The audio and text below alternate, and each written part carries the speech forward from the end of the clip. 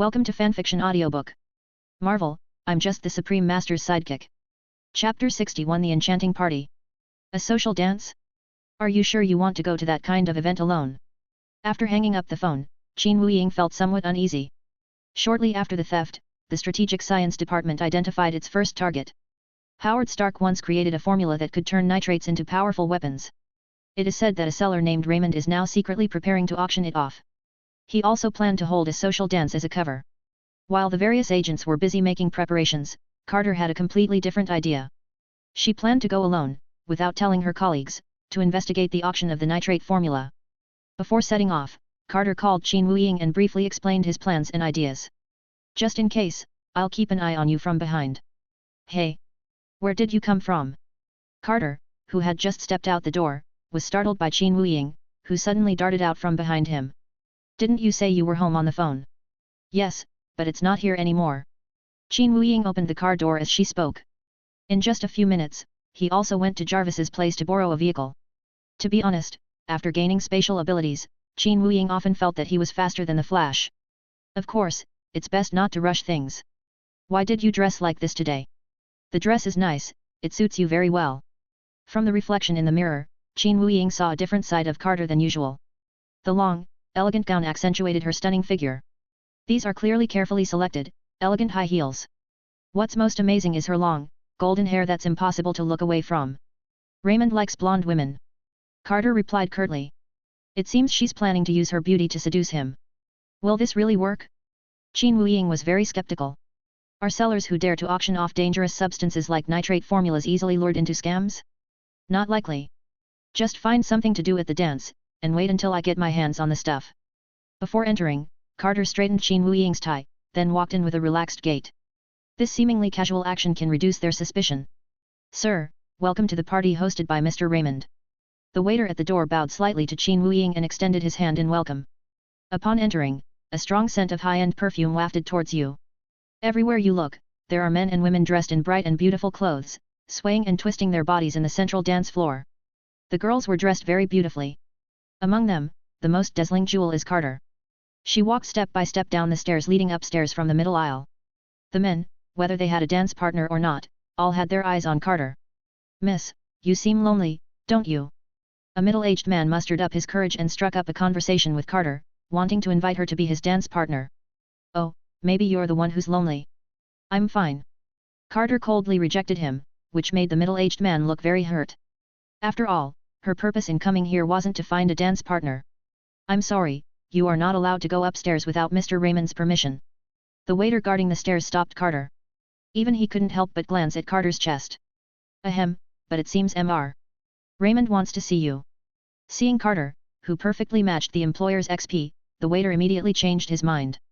He knew his employer too well. On such a wonderful night, how could he not find some fun to liven things up? And so, with almost no difficulty, Carter calmly walked up to the second floor. The door was gently pushed open. Raymond, who was looking at documents at his desk, couldn't help but look up. Am I disturbing you? Carter's shy and graceful movements, like those of a bird, caught Raymond's eye. How could that be? You'd only know if you bothered me first. Upon seeing her beautiful blonde hair and curvaceous figure, Raymond's brain immediately stopped working. All I can say is that he's a complete idiot who only thinks with his lower body. Carter took a few steps forward and deliberately fell into Raymond's arms. This lipstick looks really good, it's exactly what I want. Raymond, holding the beauty in his arms, was eager to get down to business. At that moment, someone pushed open the door, perhaps wanting to report something. Oh, I'm sorry. Realizing he had arrived at the wrong time, the waiter closed the door. Now, no one else will be able to enter this room, which is a good thing for Carter. How about it, sir? Would you like to try some? Raymond didn't speak, but slowly brought his lips closer. Yes, that's it, Carter thought. Just a few seconds after touching the toxic lipstick. You will faint and lie there unable to move. What? However, just as their lips were about to touch, Raymond groaned, his body slumped backward, and he passed out. What's going on? Carter turned around in confusion and saw Qin Wuying standing to the side, having appeared out of nowhere. One of the rings on her hand was still glowing. Using the power of the 10 Commandments, it was easy to render Raymond unconscious. Don't worry, I'm sure no one saw me. Before Carter could speak, Qin Wuying made a promise. Didn't I tell you not to follow me? The female agent was clearly annoyed, not wanting to rely on others. I know you can do it, but... Qin Wuying looked like she wanted to say something but hesitated. But what? Tell me quickly. I don't want to see you kissing that old geezer, it's such a waste. From the moment Carter went upstairs, Qin Wuying quietly followed him, fearing that something unexpected might happen. As a result, the two almost engaged in an intimate scene right in front of him. Unable to withstand the shock, Qin Wuying decisively struck, causing Raymond to faint. Thank you so much. Although he wasn't happy, Carter still managed to say thank you. Then, she took out a wire and easily pried open Raymond's safe. With such terrible security measures, how dare they make such a big deal? Qin Wuying couldn't help but think to himself, this is what they call fools have good luck, isn't it? Doing business doesn't rely on brains, it relies entirely on luck. Then, Carter carefully took a glowing sphere out of the safe. My god, what is this thing? As she marveled at it, she noticed that it had a device resembling a grenade pull ring. There is no doubt that someone has already turned Howard Stark's formula into a weapon. Quickly, call Jarvis immediately and have him report to Mr. Howard. At Qin Wuying's prompting, Carter dialed Jarvis's number. Chapter 62 The Secret of Nitrates. Carter soon returned home from the ball. She tiptoed and moved very carefully from the moment she opened the door until she entered the house. I don't want to disturb my roommate. Carter. You look amazing. Did you go out for fun? Unexpectedly, the other person hadn't rested either, and was just lying in bed sniffling. Colleen, why aren't you asleep yet? Do you have a cold? Seeing that his female roommate was not in good health, Carter quietly stepped forward and touched her forehead. Fortunately, he did not have a fever. Hey Carter, you should have taken this step sooner. What kind of person is he? Despite feeling unwell, Colleen's gossipy nature was still burning brightly. Carter, who usually followed the rules and went to get off work and home on time. She's wearing a beautiful long dress today, perhaps she spent a sweet evening with her sweetheart. A mysterious smile appeared on Carter's face. Of course, she couldn't let her roommate know her real job. This was both for the sake of their department's secrets and for Colleen's safety. In the line of work as a secret agent, the biggest taboo is involving close relatives or friends. I'll tell you tomorrow after I get off work, okay? Carter stroked Colleen's hair, trying to soothe her. It's a promise then, you must tell me tomorrow. Yes, it definitely will. After saying that, Carter pretended to remove her makeup and tidy up before hiding in the bathroom. Along with her went in, there were also some daily necessities, the chemicals in them were very useful. For example, it can be used to cool down the hot yellow exploding ball in front of you. According to Jarvis on the phone, as long as the proportions are right, the danger can be averted. A little bit of this, a few drops of that, and finally a little bit of unidentified liquid mixed in. The scene looked exactly like a blue cat making poisoned milk. Finally, the reagent was put into a perfume spray bottle, and then the core of the exploding ball was extracted. As soon as the core left the container, it started emitting smoke. Puff puff puff. Carter was so frightened that he spat out a dozen times, and only when he saw that the core had cooled down did he feel relieved enough to throw it aside. However, at this very moment, a very faint sound, almost inaudible to a normal person, rang out. But Carter wasn't a normal person, he was a highly trained secret agent. Even with some distance between them and the soundproofing of the bathroom door, she could still understand what was happening. That was the sound made by the pistol's silencer. Something terrible has happened, an outsider has broken in. Colleen? Colleen. Carter's first thought was of his female roommate. Would she be all right? There was no response. Oh no, oh no. Carter's spy instincts made her go silent the next second. At the same time, a few slight noises were heard. There's someone standing outside the bathroom door. It seems the other side heard Carter calling Colleen's name and decided to take the initiative. Bang! Carter flung open the door and pressed the pistol against the man's forehead with all his might. Oh! Relax, Miss Agent. The person being pointed at with a gun was actually Qin Wuying. What are you doing here? Did you fire the shot? Qin Wuying shook his head and pointed to the ground not far from him. Carter shifted his gaze and saw a tall, thin man holding a USP in his hand. However, there was a very small hole on his forehead, from which blood was still oozing. If nothing unexpected happens, this guy is already dead. Who is he? Where did he come from? As he asked the question, Carter rushed to Colleen's bedside. My female roommate had a pitiful expression on her face, she looked completely terrified. I don't know either. He initially wanted to kill your roommate, so I struck first. Although Qin Wuying was not carrying a gun. However, if the other party fires a shot, it's the same as him firing a shot, those who know, know. Qin Wuying felt very warm as she watched Carter gently comfort Colleen. However, in the world of spies, this warmth doesn't last long. Qin Wuying threw the intruder's body into the river and then guarded Carter's residence for the night. Today is the day to figure out nitrates. It is said that there is a highly talented expert at the Strategic Science Headquarters. This dongsha, a type of washing product, is extremely dangerous and has a special kind of radiation. Okay, if the expert is referring to this guy in front of us who can't speak clearly and can't even articulate his thoughts. Carter led Qin Wuying to find this scientist. On the forged documents Qin Wuying presented, he was a senior police officer in the National Police Headquarters. Surprisingly, no one suspected anything. The protagonist's halo is a bit too obvious. Let me introduce you. This is Dr. Vank. Upon hearing this, Qin Wuying exclaimed, "You also have the surname Vank." Given the unique pronunciation of the sentence, it's almost certain that he is the father of the villain Whiplash. However, there's no time to deal with this right now. The immediate priority is to figure out the purpose of nitrate bombs. After Dr. Vank's vivid explanation, Qin Wuying's head began to throb with pain. It took quite a bit of effort to understand what this guy was saying.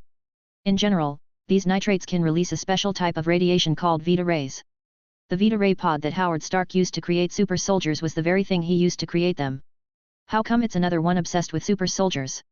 Qin Wuying rubbed his forehead and smiled wryly. What super soldier? Who else do you know? Tell us quickly. The male agent who was acting as the introducer seemed very interested in the topic. Nothing much, just a madman. They were actually talking about General Ross, but these people certainly didn't know him. Carter, standing nearby, dimmed his eyes upon hearing the topic of super soldiers. Only she and Qin Wuying remembered everything about Captain America, Steve Rogers. Not everyone possesses Steve's character.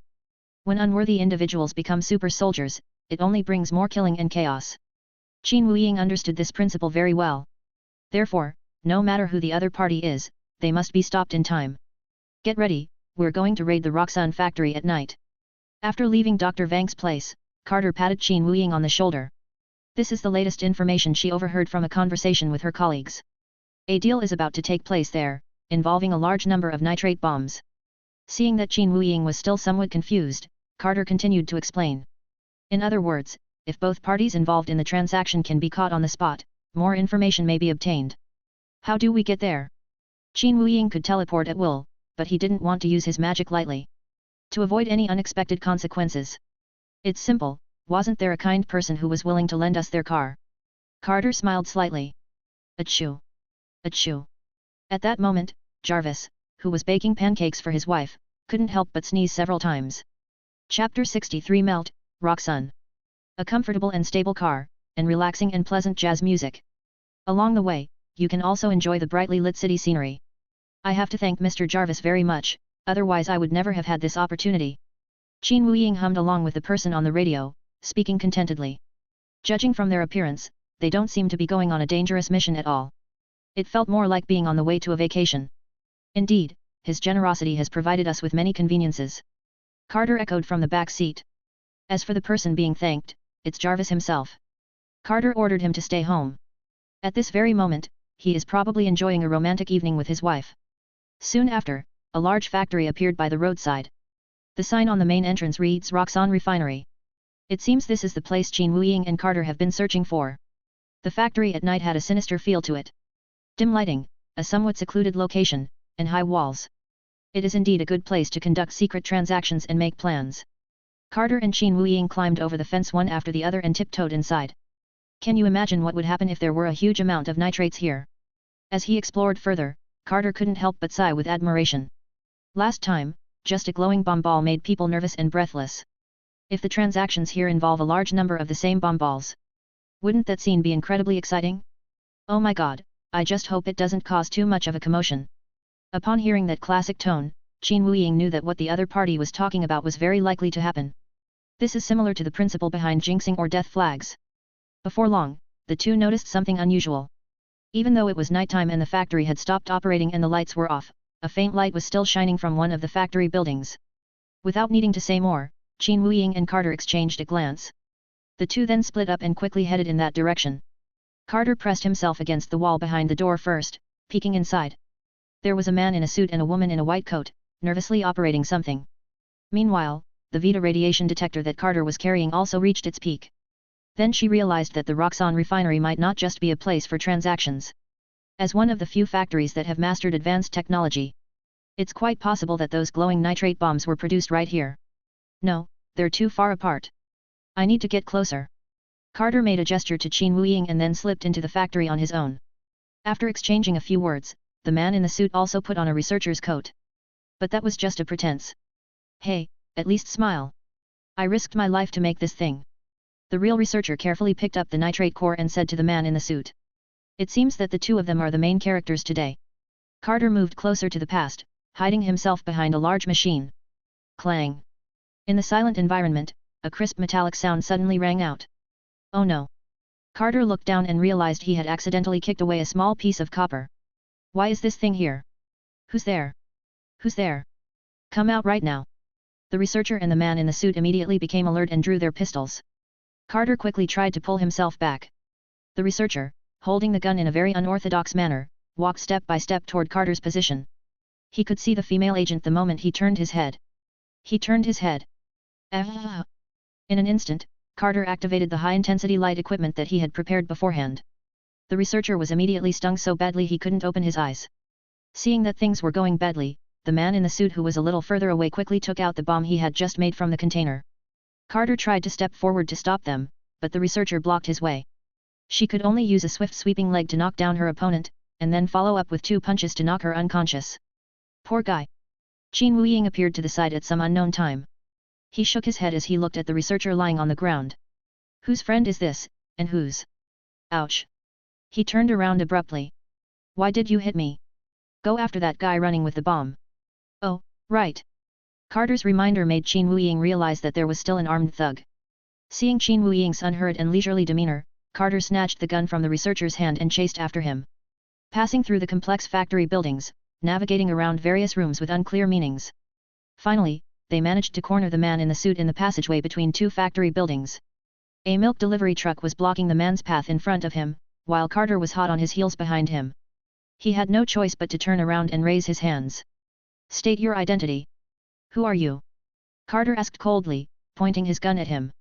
The man did not answer immediately, but slowly took out a vibrating device from his pocket and pressed it against his throat. I'm just a businessman who wants to get rich. It turns out he couldn't speak and had to rely on this voice-generating device. This guy sounds like a Cybertronian, Qin Wuying said, leaning against the wall next to the man. However, Carter's questioning was not over yet. What's your name? Who's behind this? No comment. Really? I'll give you 10 seconds. As he spoke, Carter raised the muzzle of his pistol, pointing it directly at the man's forehead.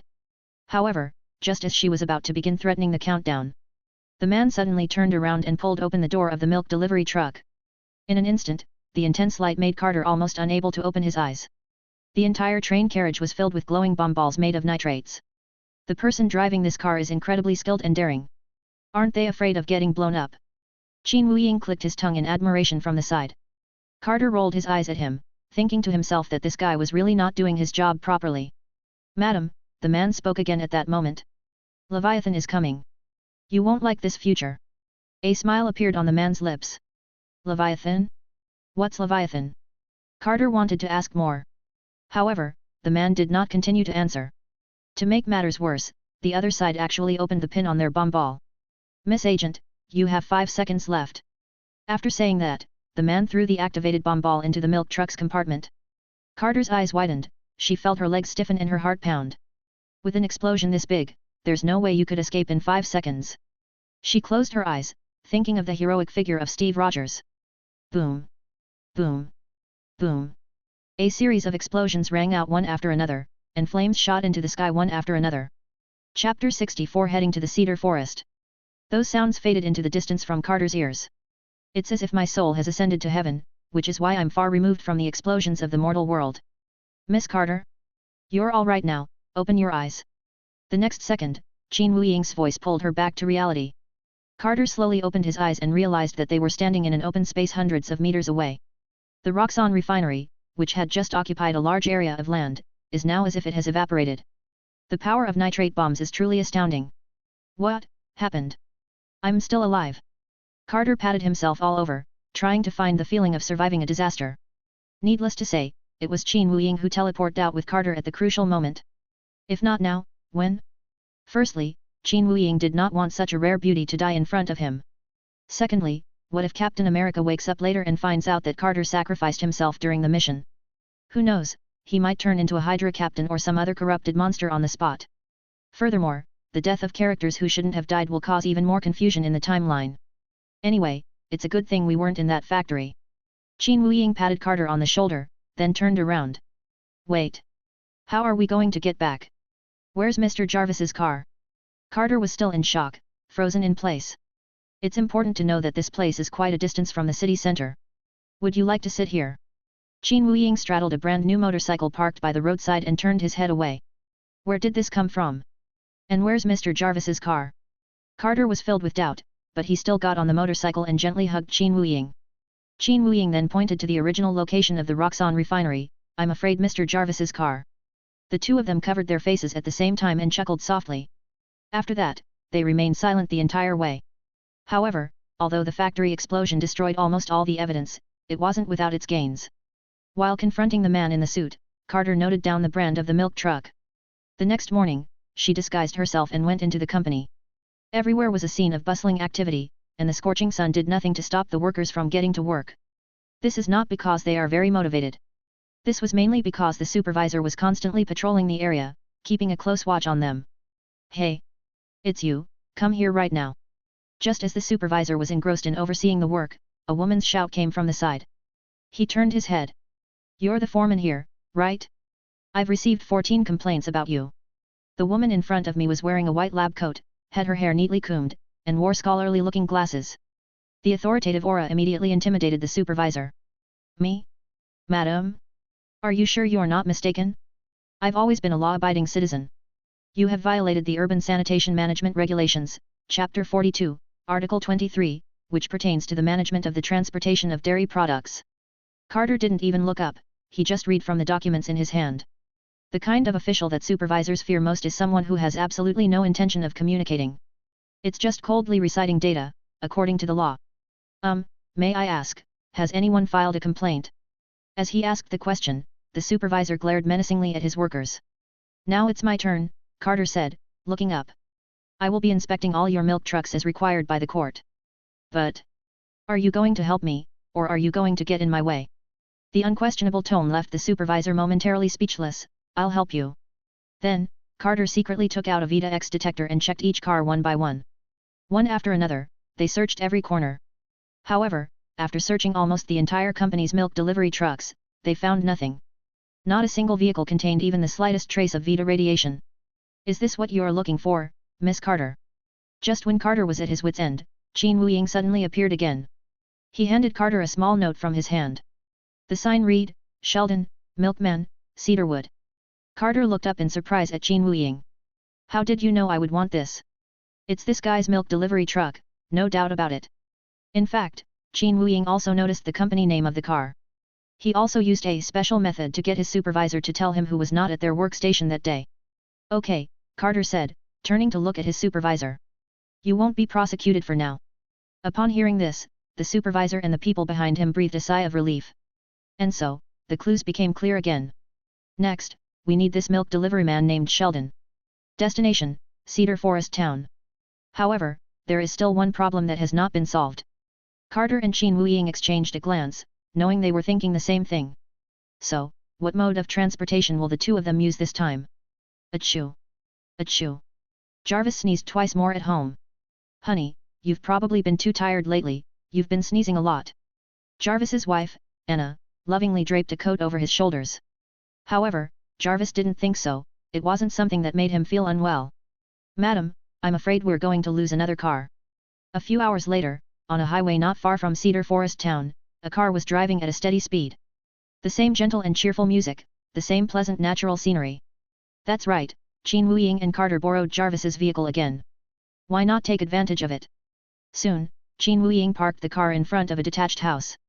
Next to them was another vehicle, which at a glance was clearly the kind of small truck used for transporting goods. Carter decisively opened the car door, and a flash of yellow light came into view. There are so many nitrate bombs hidden here. This guy is really persistent, even after his milk delivery truck was blown up, he still keeps delivering milk. You're obsessed with money, aren't you? Qin Wuying shook his head. Bang! Immediately afterwards, Carter kicked open the door. A slightly overweight middle-aged man was sitting in a chair reading a newspaper. When he saw Qin Wuying and Carter, he was immediately terrified and lost his composure. Squat down, put your hands behind your head, and then answer my question. Carter stated his requirements with practiced ease. The middle-aged man in front of him, Sheldon, came to his senses. His first instinct was to grab the hunting rifle hanging on the wall. Seeing this, Qin Wuying couldn't help but sigh. Sheldon really knew how to make trouble for himself. Sure enough. In an instant, Carter kicked Sheldon to the ground. Then, Qin Wuying took the shotgun that Carter threw to her and held it in her hand. Carter then found a rope and tied Sheldon securely to the chair. Tell me everything you know about the buyers of nitrates. I don't know anything. Seeing that Sheldon was still being stubborn, Carter gritted his teeth and prepared to take a hard line. Clang, clang, clang. Just then, the door suddenly rang, as if someone had come in. Chapter 65. Jump out of the car. Hearing the noise coming from the doorway, Carter quickly hid behind the sofa. Qin Wuying then quietly disappeared inside the wall. However, the other party did not seem to intend to go inside. In the dim light, Carter could vaguely make out the person's gender and outline. The man rummaged through the cabinet by the door, took something out, quickly pushed the door open, and went out. Carter looked around but couldn't find Qin Wuying anywhere. She didn't bother looking for him anymore, jumped out from behind the sofa, pushed open the door, and followed him. A loud banging sound came from the steering wheel. Carter circled around to the truck carrying the nitrate bombs and caught the other man red-handed. The man was about to start the car and drive away. The truck was already on fire, and if they didn't stop him soon, he would escape. The man gave a wicked smile and slammed on the gas pedal. Nothing happened. The small truck didn't even move forward half a meter. Step on it again, step on it twice, step on it 3 times. The man looked down and realized that the accelerator pedal had disappeared. No problem, it can still drive even without the accelerator. The man's hand moved quickly to shift gears, then he slammed on the brakes. He was very confident in his driving skills, and he could even drive in reverse without any problems. As long as you have a good grasp of the steering wheel, nothing is impossible. Wait, speaking of the steering wheel. The man suddenly felt a chill in his hands. The steering wheel is gone. But the brakes were already slammed on, and the small truck was about to crash backward. Once it touches the wall, it will trigger a violent explosion of the nitrate bomb inside the carriage. At that time, this entire area will be razed to the ground. Then, something strange happened again. That's right, the brake pedal is also gone. Without an accelerator, brakes, or steering wheel, what kind of vehicle is this? Needless to say, this was all Qin Wuying's doing. The man's series of clumsy and comical movements amused Carter, who was standing nearby. However, despite the laughter, those who should be arrested still need to be arrested. Sir, your performance is almost over. Can you come down now? As he spoke, Carter pulled out his gun and dragged the man out of the truck's driver's seat. The man immediately raised his hands in surrender. It seems that his companion from last time was much more principled than him. Tell me your name first. Carter pressed the gun directly against the man's temple, startling him. Despite his timidity, the man remained silent, instead pointing with difficulty to his throat. What do you mean by that? Are you thirsty? Carter tilted his head, not quite understanding the other person's actions. Seeing this, Qin Wuying walked out from behind the wall and went to the man. He pulled out a vibrating device, exactly the same as the one from the man's jacket pocket. Although I don't know what's wrong, these guys' throats seem to be acting strangely. Carter took the microphone from Qin Wuying and pressed it against the man's neck. The man let out a low growl, clearly indicating that he was in pain. My name is Bennett. I'm happy to cooperate with your investigation. Upon hearing this, Carter became happy. After investigating for so long, we finally met someone who knew what was good for them. This is much better than self-destruction or something. However, I demand adequate protection first. Knowing that he possessed the leverage the other party wanted, Bennett spoke slowly. If he confesses now, he will lose his usefulness to the Strategic Science Department. His former employer wouldn't let him off the hook either. Therefore, at least we need to get to a safe and protected place first. If you reveal the information we need, we will absolutely protect you. Carter was still trying to get the other person to speak first. Unexpectedly, after saying this, Bennett's rebellious spirit rose, and he turned his head away and stopped talking. Carter had no choice but to temporarily give up. It would be better to take Bennett to a relatively secluded interrogation location first. Only. Qin, what do we do now? We don't have any transportation to get back. Seeing the van missing a crucial operating component, Carter felt a bit troubled. She didn't want to drive Jarvis's car on the return trip, as it wasn't particularly safe. Qin Wuying simply smiled slightly. Immediately afterwards, the accelerator and brake pedals, as well as the steering wheel, all returned to their proper positions. Bennett looked at Qin Wuying with great surprise. Is this something an ordinary human could do? Is this guy a god? And considering how Qin Wuying just walked out of the wall, Bennett was starting to regret it. If he had met Qin Wuying sooner, he would have worked for Qin Wuying. Hey, you drive, hurry up. Just as Bennett was thinking about this, Carter's words interrupted his thoughts. He had no choice but to obediently sit in the driver's seat, grip the steering wheel, and start the engine. The small truck swayed and bumped as it drove on the highway outside Songlin town. Qin Wuying sat in the back of the carriage, trying her best to use magic to stabilize the large pile of dangerous goods in front of her. Nitrate bomb balls. After these few days of missions, Qin Wuying felt that the other party must be very short of funds. Otherwise, why would you use a regular truck to transport something so dangerous? Wouldn't it be a disaster if it exploded on the road? Today went surprisingly smoothly, with no one else interfering. Carter, who had captured Bennett, seemed to be in high spirits. Upon hearing this, Qin Wuying's expression immediately darkened. Remember this, Miss Carter, don't say that again. Why? Before Qin Wuying could answer, a muffled thud came from the roof of the car. It looks like someone jumped onto the car. That's why. Qin Wuying said helplessly. Carter immediately rolled down the car window, nimbly climbed out, and jumped onto the roof. The attackers were armed. However, simply having more firearms won't make much of a difference. Faced with Carter's skillful hand-to-hand combat techniques, the opponent's pistol was like scrap metal. Bang! Bang bang bang! Seeing that they couldn't defeat Carter in the short term, the attackers suddenly opened fire randomly, hoping to get lucky. None of these shots hit the target. However, it passed through the metal of the car roof and hit a nitrate bomb ball. Oh, Qin Wuying hummed softly. The bomb ball that was hit instantly emitted a thick plume of smoke. Jump out of the car! Qin Wuying shouted. However, Bennett, who was driving, did not react at all. It turns out that this guy was also hit by a bullet and passed out. The small truck sped straight toward the large lake beside the road. Ha! Qin Wuying concentrated and teleported Carter, himself, and Bennett out. Carter, who had just been passionately throwing punches, suddenly froze. Where did the enemy go? The attacker was also bewildered and could only watch helplessly as he fell down with the truck. Thump! First, the vehicle fell into the water, creating a huge splash. Boom! Boom! Rumble! Accompanied by a blindingly bright light, the powerful explosion caused the earth to shake violently. Fortunately, Qin Wuying reacted quickly, otherwise he might have been killed right here. Oh dear, this thing is too dangerous, you have to help us. Meanwhile, Carter was still harassing Bennett, who was lying on the ground, barely alive. Chapter 66 A Broken Heart. Qin Wuying looked at the pitiful Bennett and couldn't help but shake his head. This guy is really unlucky. Years ago, he participated in some secret mission and had his throat slit. Having risked his life for so long, he finally made up his mind to betray his profession and leave the family.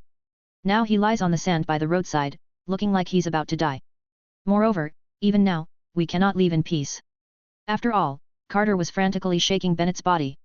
We haven't even gotten our hands on that extremely important, crucial intelligence yet.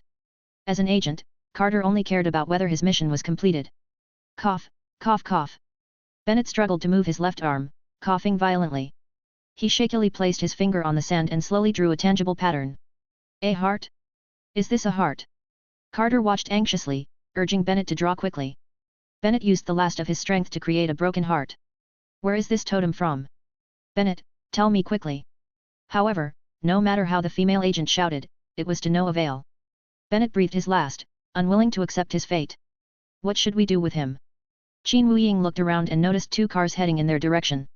The high beams were so bright they made people dizzy. Damn it, this must be a vehicle from the Strategic Science Department. We have to get Bennett out of here. Carter half covered his eyes, as if he had seen the other car's license plate number.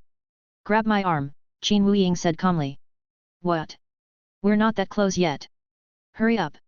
Urged on by Qin Wuying, Carter had no choice but to take his right arm. Then, Qin Wuying exerted a little force and used magic to levitate Bennett's body. A few minutes later, the agents from the Strategic Science Department, who had just gotten out of the car, looked at each other in bewilderment on the deserted roadside.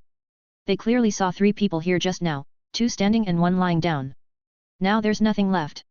Meanwhile, Qin Wuying placed Bennett's body at the entrance of the Strategic Science Department. He and Carter then teleported directly to Howard Stark's burglarized house. Jarvis, whom they had contacted in advance, was already waiting for them there. Are you sure this is safe? I've never done anything like this before. Looking at the tunnel, which was less than 2 meters deep, Jarvis asked as he tied on his safety rope.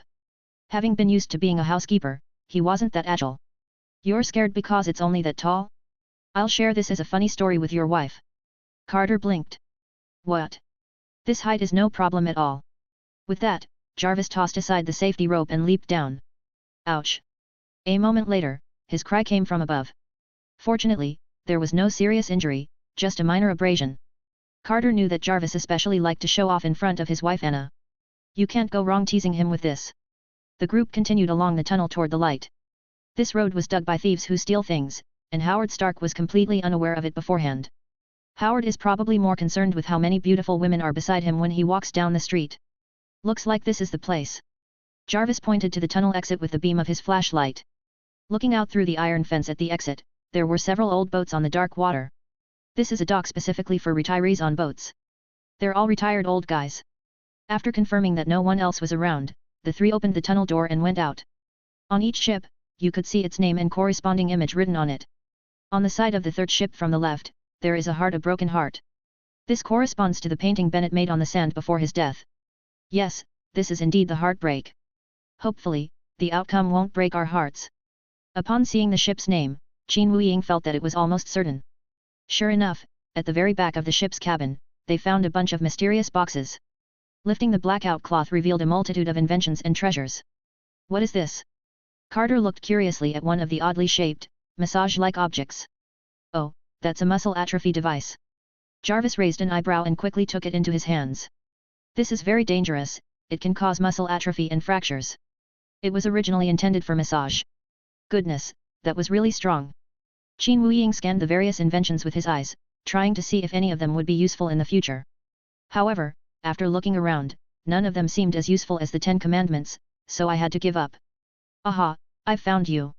Just as the group was taking inventory of their belongings, a burly man suddenly burst in. Needless to say, these must be thugs hired by the enemy. Jarvis was the first to rush forward, trying to buy time, but he was defeated after only a few rounds. However, the enemy's back was now exposed to Carter. Beep beep. Carter seized the opportunity and plugged in the muscle atrophy device. A strange sound of muscles and bones twisting and contorting rang out. The thug collapsed to the ground in pain, groaning incoherently. Being able to experience this level of massage means his life isn't too ordinary. After throwing the thugs into the sea, Qin Wuying successfully found the anchor clock among a pile of stolen inventions. Wait, I have something to tell you. Just as Qin Wuying was casting a spell to create a magic circle, Carter stopped him. What's wrong? I'm in a bit of a hurry. Please, you must bring back the Steve we know. Okay, it's a deal. There's one more thing. Carter's expression was somewhat subtle, as if he wanted to say something but hesitated. Seeing this, Jarvis consciously moved a little further away, indicating that he wouldn't eavesdrop. Mr. Qin, I feel like I've seen you somewhere before, but I can't quite remember where. Really? That might mean I succeeded. Perhaps so. I don't want Captain America to disappear from people's memories. Carty nodded, placing his last hope on Qin Wuying. As Qin Wuying's massive blue magic array unfolded, emerald-colored energy threads flowed out from inside the clock. These were all time frames that Venerable King had set for Qin Wuying. Qin Wuying looked at them, grabbed one of them, and chanted the incantation that the king had taught him in his heart. A flash of white light, and a violent wave of dizziness and nausea surged from my stomach. This is a side effect of time travel. Jarvis and Carter's kind faces gradually blurred before my eyes. Phew, we need to tell Wong to improve. Clutching his aching chest, Qin Wuying took another deep breath. The landscape of the streets and buildings has changed, it's a completely new world. On the windows of the shops on both sides, there were signs that read recruiting. Qin Wuying, panting, looked around and saw that there seemed to be a physical examination place not far away. Chapter 67 Get out of here and join the army. As the point in time changed, Qin Wuying's clothing, identification documents, and currency also changed. If you're going to time travel, you have to travel through the whole thing at once. Qin Wuying looked back, this time the anchor point was the lamppost in front of him. The third one counting from that bakery. After silently noting down the location of the lamppost, he headed towards the medical examination area he had just seen. The young people who came for the physical examination were divided into 2 lines, and there were quite a few people in each line. Sir, would you please buy a newspaper? It has the latest headlines. Qin Wuying turned his head and saw a little boy carrying many newspapers tugging at his clothes. Seeing this, he took out 2 coins and handed them to the other person. The newspaper articles weren't particularly interesting, they were just the latest developments in the war. However, Qin Wuying paid special attention to the time. At this point, the great battle had reached a critical stage where it was a matter of life and death. The government is urging more young people to enlist in the military to increase the number of soldiers. It's likely that Steve Rogers was influenced by this atmosphere back then. Excuse me, could you please move aside? After much effort, Qin Wuying finally squeezed into the line for the physical examination. If nothing unexpected happens, Steve should be in this area. According to the king, the time stone will send the object to the most correct place when it is used for teleportation. Although I don't know what the standard for correctness is regarding the time stone. While waiting in line, Qin Wuying kept looking around, trying to spot his target. Dude, you don't look like a local. Just then, a young man standing behind Qin Wuying took the initiative to strike up a conversation. Oh dear, I forgot about that kind of question. Really? I just look a bit different. Qin Wuying turned around and looked at the other person with a complicated expression. Don't worry, buddy, I'm not racist, really. Seeing that Qin Wuying seemed somewhat unhappy, the other party quickly tried to clarify things. Okay, then I'm very happy. After saying that, Qin Wuying turned his head away, not wanting to get too involved with irrelevant people. These days, as long as you make a contribution, it doesn't matter who you are. Another person, who appeared to be a friend of the other, added from the side. However, Qin Wuying ignored them. As I moved further forward in my line, it was almost time for my medical examination. However, they still couldn't find any trace of Steve Rogers. Will Captain America register for military service before we even find him? Young man, do you really want to join the army? A few minutes later, the soldier in charge of information registration asked impatiently. Qin Wuying hesitated for his next move, prompting complaints from the people queuing behind him. Has a person named Steve Rogers been here? After thinking for a moment, Qin Wuying spoke. We have no obligation to inform you, please leave immediately. Upon hearing that Qin Wuying had not joined the army but had come to inquire about others, the soldier's attitude immediately turned hostile. Watch your language, you bastard. Qin Wuying was prepared for this situation and produced the altered identification document. The document contained a detailed fabrication of basic information, including Qin Wuying's military rank of lieutenant general. I'm sorry, sir. I'll find it for you right away. The soldiers visibly panicked, quickly looking down to search for documents to cover their embarrassment. Standing guard for half a day was already annoying, and now I've accidentally offended the general. Sir, no record of Steve Rogers has been found. Do your job well, Private. Yes, sir. After seeing Qin Wuying off with a standard military salute, the soldiers breathed a sigh of relief. Qin Wuying left the medical examination site amidst the astonished gazes of the young people in line. That's strange. Could it be that Steve hasn't arrived yet? Qin Wuying raised his hand and glanced at his watch. It was only a little past 3 in the afternoon.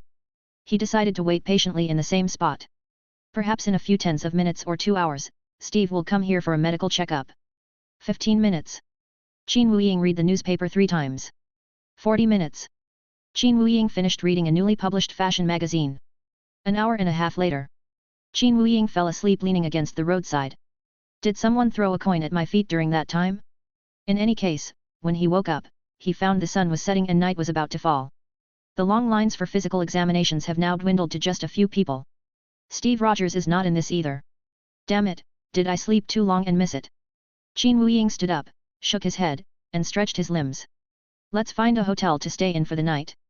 Sir, would you like to buy a newspaper? We have the latest war headlines. Just then, the newsboy's voice reached my ears again. Qin Wuying turned her head and saw that the little boy was selling newspapers to a pedestrian on the street. The man being sold newspapers had blonde hair, was thin and short, and was wearing a jacket and jeans. Hiss. Since they were a little far apart, Qin Wuying moved a little closer to observe. That's Steve Rogers. He actually showed up at a time like this. Ha ha ha, this is truly a stroke of luck. Qin Wuying straightened her clothes and ran to Steve. Hello sir, I am a lieutenant general from the Times unit. It's a pleasure to meet you, sir. How can I help you? After he showed his identification, Steve's attitude became noticeably more serious and formal. Seeing this, the newsboy wisely moved aside. Qin Wuying patted the little boy's head and bought all the newspapers. Without the little guy's shout, he wouldn't have found Steve. Young man, what's your name? You must be here to join the army, right? Qin Wuying pretended not to know Steve and asked him with feigned concern. Steve, sir. I'm sorry, I can't enlist. Why? Because I feel there are better ways to serve my country. Who said that? That's what the person in charge told me when I went for my first medical checkup. Upon hearing this, Qin Wuying frowned and began to think. Steve Rogers is not one to give up easily. Even if I fail the medical exam multiple times, even if I get a failed stamp every time, Steve will keep trying again and again. It was precisely this quality that ultimately won over the doctor who created the super soldier serum. But what's going on now?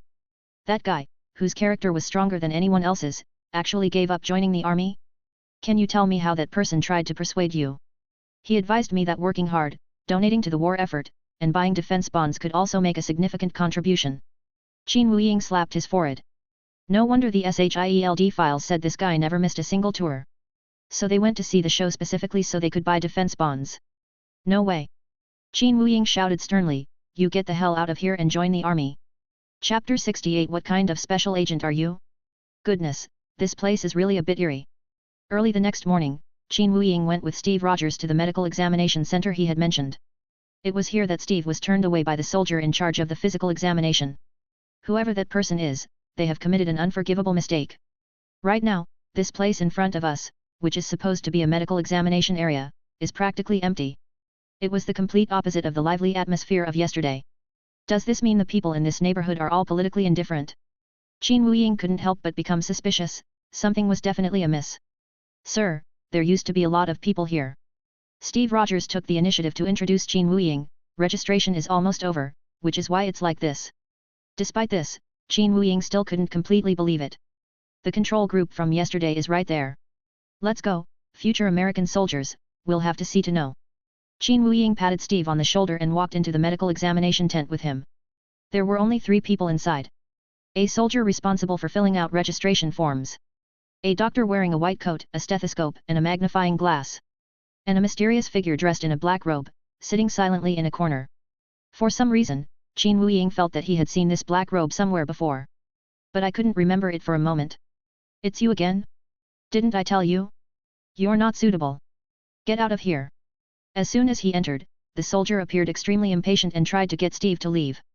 However, Qin Wuying then stepped inside. Seeing that Qin Wuying had a hostile aura, the soldier immediately gripped his rifle tighter. Do you want to rebel? Open your eyes and look. Qin Wuying once again showed his lieutenant general's credentials. At this moment, all 3 of them stood at attention and saluted Qin Wuying. I have to say, it's really satisfying to be in a secret like this. And so, thanks to Lieutenant General Qin Wuying's insistence, the doctor in charge of the physical examination had no choice but to examine Steve Rogers again. Someone with Steve's physique wouldn't even need to be considered.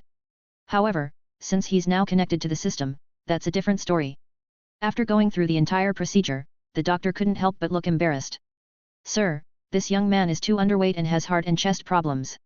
Forgive my bluntness. Go on. If I let this child go to the battlefield, my conscience will never be at peace with me. After speaking, the doctor lowered his head, not daring to look directly at Qin Wuying. As doctors, we also have professional ethics. Steve showed no disappointment or surprise after hearing the diagnosis. See, sir, I can't pass this. However, Qin Wuying was not surprised. It was impossible for him to succeed anyway. Strictly speaking, Steve was helped by Dr. Abraham Erskine. Therefore, Qin Wuying did not insist any further. Sir, I'm going to see an animated movie soon, would you like to come along? As they walked, Steve extended an invitation. Qin Wuying readily agreed, since there was nothing else to do for the time being. In those days, movies weren't in color, they were only in black and white. Sitting in the chair, Qin Wuying felt the special atmosphere. The audience was mostly women, followed by the elderly, with very few young men. It seems that most of the young people in the neighborhood have joined the army. Steve Rogers was aware of this as well. However, behind their seats was a young man who had not joined the army. Beep beep. As the projector started, sounds also came from the surrounding speakers. What first appeared on the projection screen was not the content of the animated film. It was actually a GG, government-sponsored advertisement, promoting defense bonds and conscription. Almost everyone remained silent and solemn, filled with awe for such a special moment. Except for that guy. Hey! Skip it. Hurry up and play the animation. Everyone's attention was instantly drawn to the young man. However, the man remained unfazed. What are you looking at me for? Just start the cartoon, I didn't pay to watch this. Finally, Steve couldn't hold back any longer and turned around. His eyes were sharp as he earnestly urged the other person to be quiet. You coward, if you've got the guts, come out and fight me one-on-one. The other side seemed to feel a little embarrassed, so they threatened Steve. Steve agreed without hesitation. Sir, please continue watching the film here. I will handle those who disrespect the country. Steve patted his thin chest. Even Qin Wuying felt a lump in her throat when she saw that. Keep in mind, the person opposite him was a tall guy, almost 1.9 meters, with a fierce-looking face. Unable to rest easy, Qin Wuying quietly followed them out. Sure enough, Steve was cornered in the alley by the man. At a glance, it's clear that he's at a significant disadvantage in the fight. Come on, bring it on, Steve said. The other side didn't hold back either, launching 2 punches at me from the left and right respectively. Despite raising his hands to defend himself immediately, the difference in strength caused Steve to fall backward to the ground. Qin Wuying did not offer any assistance, but instead watched from the sidelines. Within seconds, Steve got up and grabbed the lid of the trash can. I can spend the whole day with you. Here it comes. Here it comes. One of the most famous lines in Marvel history. Seeing this classic scene, Qin Wuying nodded in satisfaction. That's how it is. Gradually discover your passion, and then keep striving to join the army. You ungrateful bastard, aren't you? The man grew even angrier when he saw that Steve refused to give in, and was about to throw another punch. Steve raised the trash can lid to try and block it, but he didn't feel any attack for a long time. When he opened his eyes again, he was surprised to find that the man's fist was suspended in mid-air. A hole had appeared in the other person's chest, from which blood was gushing out. Thump! The man's body stiffened and he fell to his right. A person wearing a black robe and a hood appeared on the other side of the alley. The man in the black robe opened his palm towards Steve. Wait a minute, I've been wanting to ask this for a while now, who exactly are you? The mysterious person who gave Steve his medical examination is the man in the black robe standing before us. I'm an agent of the Strategic Science Reserve, and I need Steve to come with us. Upon hearing this, Steve's expression brightened. Sir, did my performance impress them and make me a secret agent? Just as Steve reached out his hand to show his friendliness, Qin Wuying stopped him. What kind of nonsense is this? What kind of special agent chief acts like this? Qin Wuying raised his right hand, and one of the rings on it glittered brightly, causing a gust of wind to sweep by. The black-robed man's hood was blown up by the wind. A face covered with red and green incantations appeared before Qin Wuying and Steve. Chapter 69 Supreme Nina. Red and green? This is interesting. Upon seeing the mark on the black-robed man's face, Qin Wuying raised an eyebrow. This is a poorly executed fusion of spells. The blood-red color represents the dark magic used by Caecilius. The green inscriptions are a spell that draws power from time. These dark mages are a bunch of persistent ghosts. No matter where or what time, you can always see them. Sir, is this also a test for me? Steve looked completely bewildered and turned to look at Qin Wuying. What time is it? The other side is obviously not a good person. You step back first, only I can handle this. After speaking, Qin Wuying spread out his unique blue magic circle with both hands. Upon seeing this, the man in black robes widened his eyes in surprise. You're also a mage. At that moment, the man in black quickly reviewed all the intelligence he had gathered in his mind. But no matter what, he had no recollection of Qin Wuying. Qin Wuying did not answer the other party's question, nor did she need to. Hey! Why aren't you saying anything? The man in black robes, who was still trying to communicate, suddenly found himself alone in front of Steve. Where did Qin Wuying go? The man in black robes mechanically turned his head. He had no idea when this guy teleported behind him. Now! Qin Wuying opened his hand and pressed it hard on the black-robed man's forehead. This is an interesting spell that Qin Wuying has just developed. The 10 Commandments can influence the mind of an enemy, spatial powers can move things.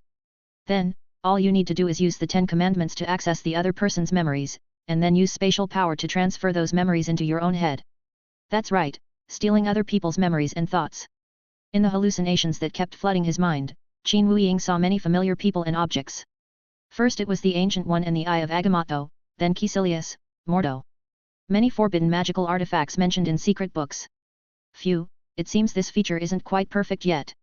Qin Wuying released his grip and pushed the other person several meters away.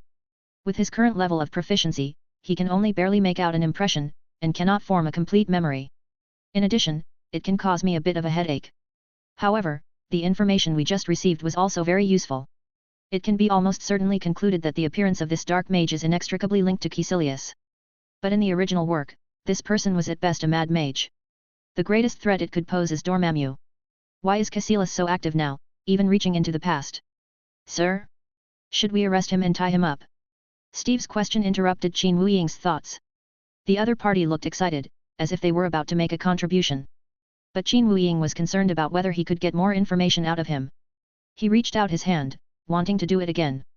If Cassilis is indeed the mastermind, he needs to report to the king as soon as he returns.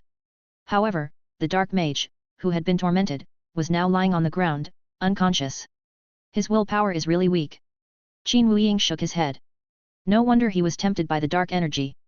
Okay, Steve, let's ignore him, you take this. Qin Wuying took a pen out of his pocket and handed it to Steve. He marked this pen with spatial energy. Sir, can you tell me who you are? Top secret, kid. After finishing speaking, Qin Wuying went on to explain the important uses of that pen. Whenever Steve needs emergency help, press the tiny button above. Qin Wuying would sense the energy transfer and immediately head there. The idea came from a hair of a certain monkey king. After seeing Steve off, Qin Wuying sat in the alley, waiting for the dark mage to wake up. Even while asleep, memories can be accessed. However, this is not advisable while unconscious, because the brain is almost completely inactive. Looking at the dark mage before him, Qin Wuying even began to consider. Should we bring some sleeping pills on our next mission? They force the other person to eat it, then read their memories while they are unconscious, and run away afterward. It's much more convenient than actual combat. Wait, speaking of battle, a strange killing intent suddenly swept over us. Qin Wuying looked around but found nothing amiss. But the murderous aura drew ever closer and became quite obvious. This shows that the holder of the killing intent didn't take Qin Wuying and the dark mage on the ground seriously at all. Otherwise, they would definitely hide their murderous intent to avoid being exposed. Damn it! Am I being looked down upon? Whoosh! Whoosh whoosh! Several darts shot out from the shadows, and Qin Wuying dodged to the side. They all struck the dark mage squarely in the face. The red and green incantations disappeared like the receding tide. Of course, the dark mage must have died at the same time. How could this be? Did the opponent anticipate my timing for dodging? Qin Wuying immediately activated his ethereal transformation, just in case. Sure enough, more darts and other types of hidden weapons came rushing out from all directions. Fortunately, they couldn't hit anything. Just as Qin Wuying was feeling smug about his abilities, a circular magic array unfolded beneath his feet. That was a technique he couldn't understand at all. However, I could clearly feel that my body had regained its physical form. Oh no! The moment he materialized, he immediately deployed his defenses. Bang! Bang bang bang! Bullets! Several pistol bullets struck the shield, making a ricocheting sound. Give up, come out, let's talk. You can't beat me. Before Qin Wuying could finish speaking, he felt a chill behind him. He quickly conjured an energy sword and swung it around. This time, the opponent's two curved blades collided solidly with the energy sword. This is no ordinary scimitar, it is imbued with an enormous amount of magic. Snap!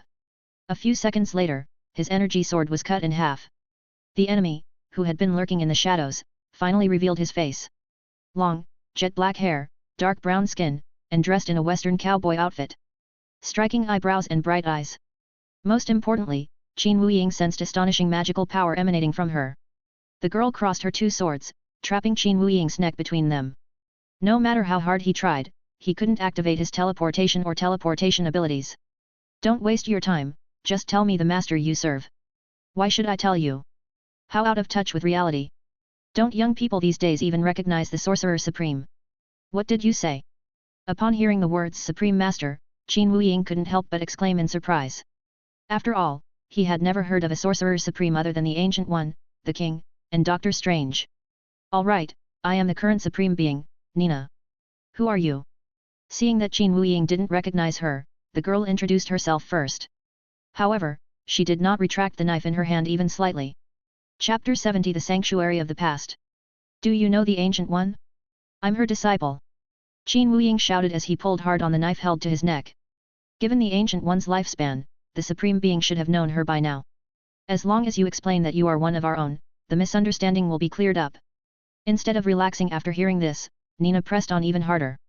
You're lying. I've never even seen you. Indeed, Qin Wuying is not from this era. Then, what about the Eye of Agamotto? Didn't the Time Stone foresee my arrival? After thinking for 2 seconds, Qin Wuying suddenly realized this. As the Supreme Being, protecting the artifact Eye of Agamotto is an inescapable duty. The Ancient One often uses the Time Stone to predict possible future events. Doesn't Nina have this habit? I don't carry that thing with me all the time. Ah, I understand. Nina's face showed an expression that said she knew exactly what Qin Wuying was thinking. What do you know? Your goal is to seize the eye of Agamotto, isn't it? Qin Wuying didn't understand why things were getting worse the more she explained. However, seeing his anxious look, Nina burst into laughter. Then, the young cowboy supreme venerable freed Qin Wuying from the magic array. Just kidding. You have the energy of Camartage on you, I can recognize it. After saying that, Nina casually snapped her fingers. Qin Wuying's casual suit instantly transformed into a Camartage robe. Isn't that a bit unfair? You can wear such casual clothes, but I can't? Come, child, I will take you to the sanctuary. Nina winked at Qin Wuying. Qin Wuying thought to herself, we look about the same age, so why do I look like a child? But perhaps it's just that they look young. After all, the Ancient One also extended her lifespan through dark energy and other secret techniques. Sigh, you can't ask a woman's age casually, it's always a secret. Could you give me the coordinates of the sanctuary? After walking a few steps out of the alley, Qin Wuying suddenly slapped his forehead. Why did he have to walk? After receiving the energy coordinates from Nina, he had her take his arm. I closed my eyes, then opened them again. The two then arrived at the entrance of the New York sanctuary. The sanctuary was located on a very quiet street, with not a single pedestrian in sight. Qin Wuying guessed that some kind of magic had been used. Passers-by would wander around in this area, but they would never be able to enter this place. Buzz. The sanctuary doors opened automatically. A monk was sweeping inside, and there were no guards at the door. Your Excellency, you have returned. When the mage saw Nina, he straightened up and bowed, then continued with his work. Qin Wuying remembered that the king had talked to him about labor before. Although the mage has various methods to avoid physical labor as much as possible. But in Camartage, everyone must participate in labor. He passed by the monk who was cleaning, and the monk glanced at him but said nothing. Along the way, Qin Wuying passed by many dazzling magical artifacts. This included a deep red floating cloak. Are you interested in that? I'm sorry I can't give it to you. Of course I know, it will choose its own owner, right? And the qualified person will appear soon. Nina patted the glass case containing the levitation cloak. The cloak then extended a corner in a friendly gesture, tapping the glass from the inside in response. Frankly speaking, such a self-aware artifact is rare. Qin Wuying greatly admired Strange. So far, I haven't found a magical artifact that resonates with my heart. After taking a quick look around, Nina invited Qin Wuying to sit at the table. After a brief conversation, she explained everything that had happened to Qin Wuying. The matter originated from the sudden hibernation of the Ancient One, the Supreme Being. She was urgently recalled from her adventure to Camartage and given the temporary title of Sorcerer Supreme. After taking over the oversight of the Eye of Agamotto, she discovered a terrifying truth. This is a divine artifact that has existed since the very beginning of magic, a supreme divine artifact. It showed signs of being corroded by something. Over time, the degree of corrosion will increase in an extremely slow manner. She was unable to determine the nature and source of the corrosion. In addition, more and more dark mages began to appear openly. In the past, they usually only dared to carry out some secret activities. Are there people like Cassilis at this point in time? Maybe so, I haven't figured it out yet. Nina picked up a cup of tea and drank it all in one gulp. Qin Wuying didn't even notice when a tea set had appeared on the table. Even your arrival was only recently noticed. Nina's eyes became somewhat melancholy, and she would occasionally glance at the dark clouds outside the window. She was originally a free-spirited warrior, but now she is trapped here. Your Excellency, something terrible has happened. A group of dark mages are attacking the sanctuary.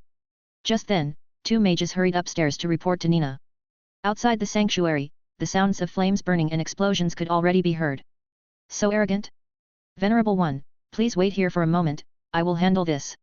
After saying that, Qin Wuying teleported to the entrance of the sanctuary. The dark mages, who were continuously launching explosive balls, were startled and stopped their attacks. A reckless newcomer has arrived. The dark mages lined up in 2 rows on either side, and a woman with red runes tattooed on her face stepped out from among them. She walked with elegant steps, looking Qin Wuying up and down. Are you planning to show off your body? If you want to fight, then hurry up and do it. Qin Wuying didn't bother to take a look. Isn't it just revealing clothes, long legs, and a barely visible chest? What's so interesting about it? The female mage seemed somewhat enraged, she raised her hands high, and crimson energy gathered in her palms. Qin Wuying glanced back at the shattered gate of the sanctuary. It seems these guys are a bit more destructive than I thought. And the female mage is their current leader. How dare you ignore me? I'm the center of the world. The female mage roared angrily and launched 2 energy balls burning with magical fire. Excessive self-consciousness. Qin Wuying muttered something to himself and opened a portal in front of him using only his consciousness. The orb passed through the portal and sped towards the female mage's back. He doesn't need a suspension ring. The female mage was clearly taken aback by this unconventional approach and was somewhat puzzled. As they spoke, two mages dressed in black robes rushed behind the female mage and shielded her from the attack. The two scapegoats immediately fell to the ground, silent. The female mage didn't even turn around to look at them. I suggest you watch your back, okay? Qin Wuying smiled crookedly. Chapter 71 Successfully enlisting at the expo. Even after Qin Wuying said that, the female mage did not turn around. She knew Qin Wuying's next move. When someone says this, the other person is usually right behind them. The female mage grinned crookedly, take a look behind you now. It turned out that two more fanatical dark mages had rushed up behind Qin Wuying. The whole scene resembled a priestess and her reckless followers. However, even if such a mantis stalks the cicada, unaware of the aureole behind situation occurs, it won't have much of an impact. Then take another look at what's behind you. Qin Wuying repeated the same words again. This finally piqued the female mage's curiosity, and she turned her head. A large hand blocked out the light and grabbed her forehead. As for those two reckless guys, they are now lying on the ground unconscious. Without powerful magical protection, ordinary mages cannot withstand the mental attacks of the 10 precepts. The others around Qin Wuying were stunned by the speed of his movements and dared not step forward to show off. If you can't defeat Qin Wuying, you'll not only fail to gain the priestess's favor, but you might also lose your life. It's not working. With one hand pressed against the female mage's forehead, Qin Wuying used his other hand to assist in casting the spell. However, after a stalemate of more than 10 seconds, he still failed to read the other party's memories. It seems this female mage does have some skill. Compared to Dormammu, your pathetic spells are nothing. Qin Wuying ruthlessly fired a golden laser. Although the opponent immediately used dark energy to protect themselves, it was still too late. The female mage was cleaved in two from the middle. In that case, you're useless. Who else wants to try? Qin Wuying released the female mage's body and looked around. Upon seeing their leader dead, the dark mages scattered like birds and beasts. This is less threatening than Cassilis's organization. Your methods are cruel, but I don't object. As Nina spoke, she slowly walked out of the sanctuary. Looking at the messy doorway, she shook her head and couldn't help but sigh. Sometimes, the most frustrating thing is knowing what will happen, but being unable to change it. All right, newbie, you have more important things to do tonight, so hurry up and go. Understood, Your Excellency. Qin Wuying bowed, then opened the portal and left the sanctuary. He had originally hoped to gain more information and skills from Nina. However, the arrival of this group of dark mages wasted a lot of their valuable time. As for what's more important, that was, of course, about Steve Rogers' enlistment in the military. Hey, how do you talk about me with the girls? Of course, I said a lot of nice things to the best of my ability. Be smart later. As night fell, Steve walked down the street with Bucky. Bucky promised today that he would find 2 pretty girls to dance with. However, Steve wasn't very confident about this.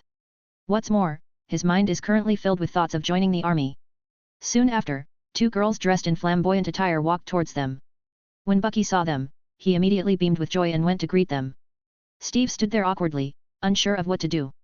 He rarely interacts with women and has no idea how to start a conversation. Aren't you coming with us? Noticing Steve's embarrassment, Bucky took the initiative to ask. No, I hope you have fun. Okay, but don't do anything stupid before I get back. How could that be? You've done all the stupid things.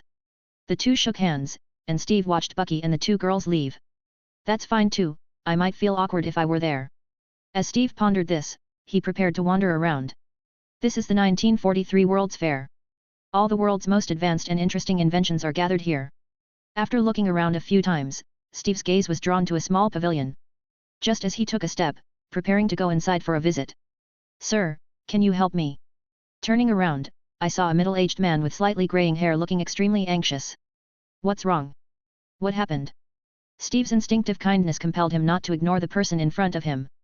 My daughter is only 3.5 years old, and she just got lost. Please help me. What?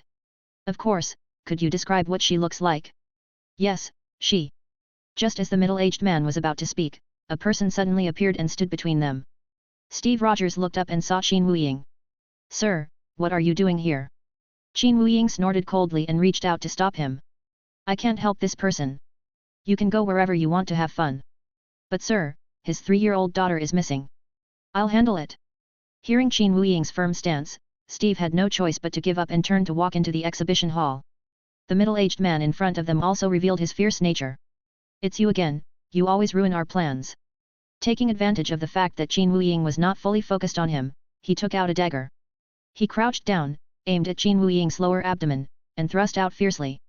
But he used too much force, causing him to fall forward and land face first in the mud. "So, it's a fake body, you." The middle-aged man turned around and spat out a few words through gritted teeth. The red runes that gradually appeared on his forehead clearly indicated that this guy was a dark mage. Qin Wuying looked around and saw that many people had already turned their attention to him.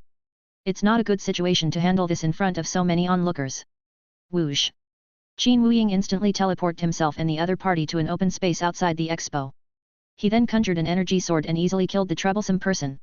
When facing low-level henchmen, Qin Wuying usually only uses melee weapons. Only a truly formidable opponent deserves the use of more advanced spells.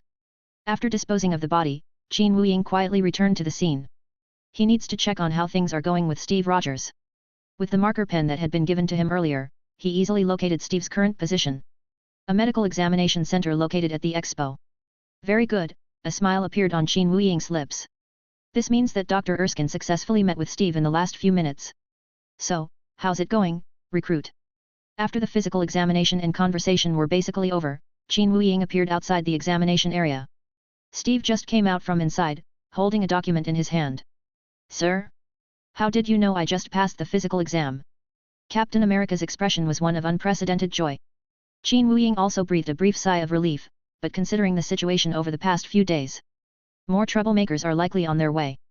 Chapter 72 Udon and number 039, T have invincible time. The sky was covered with dark clouds, not a single ray of sunlight could penetrate. The continuous drizzle made the air damp. Today is a crucial day, it's the day that will determine how the timeline unfolds. Steve Rogers will receive an injection of the super soldier serum in a few tens of minutes. If nothing unexpected happens, Captain America in this world can return to people's memories. Qin Wuying had learned of the news in advance and went to wait outside the laboratory.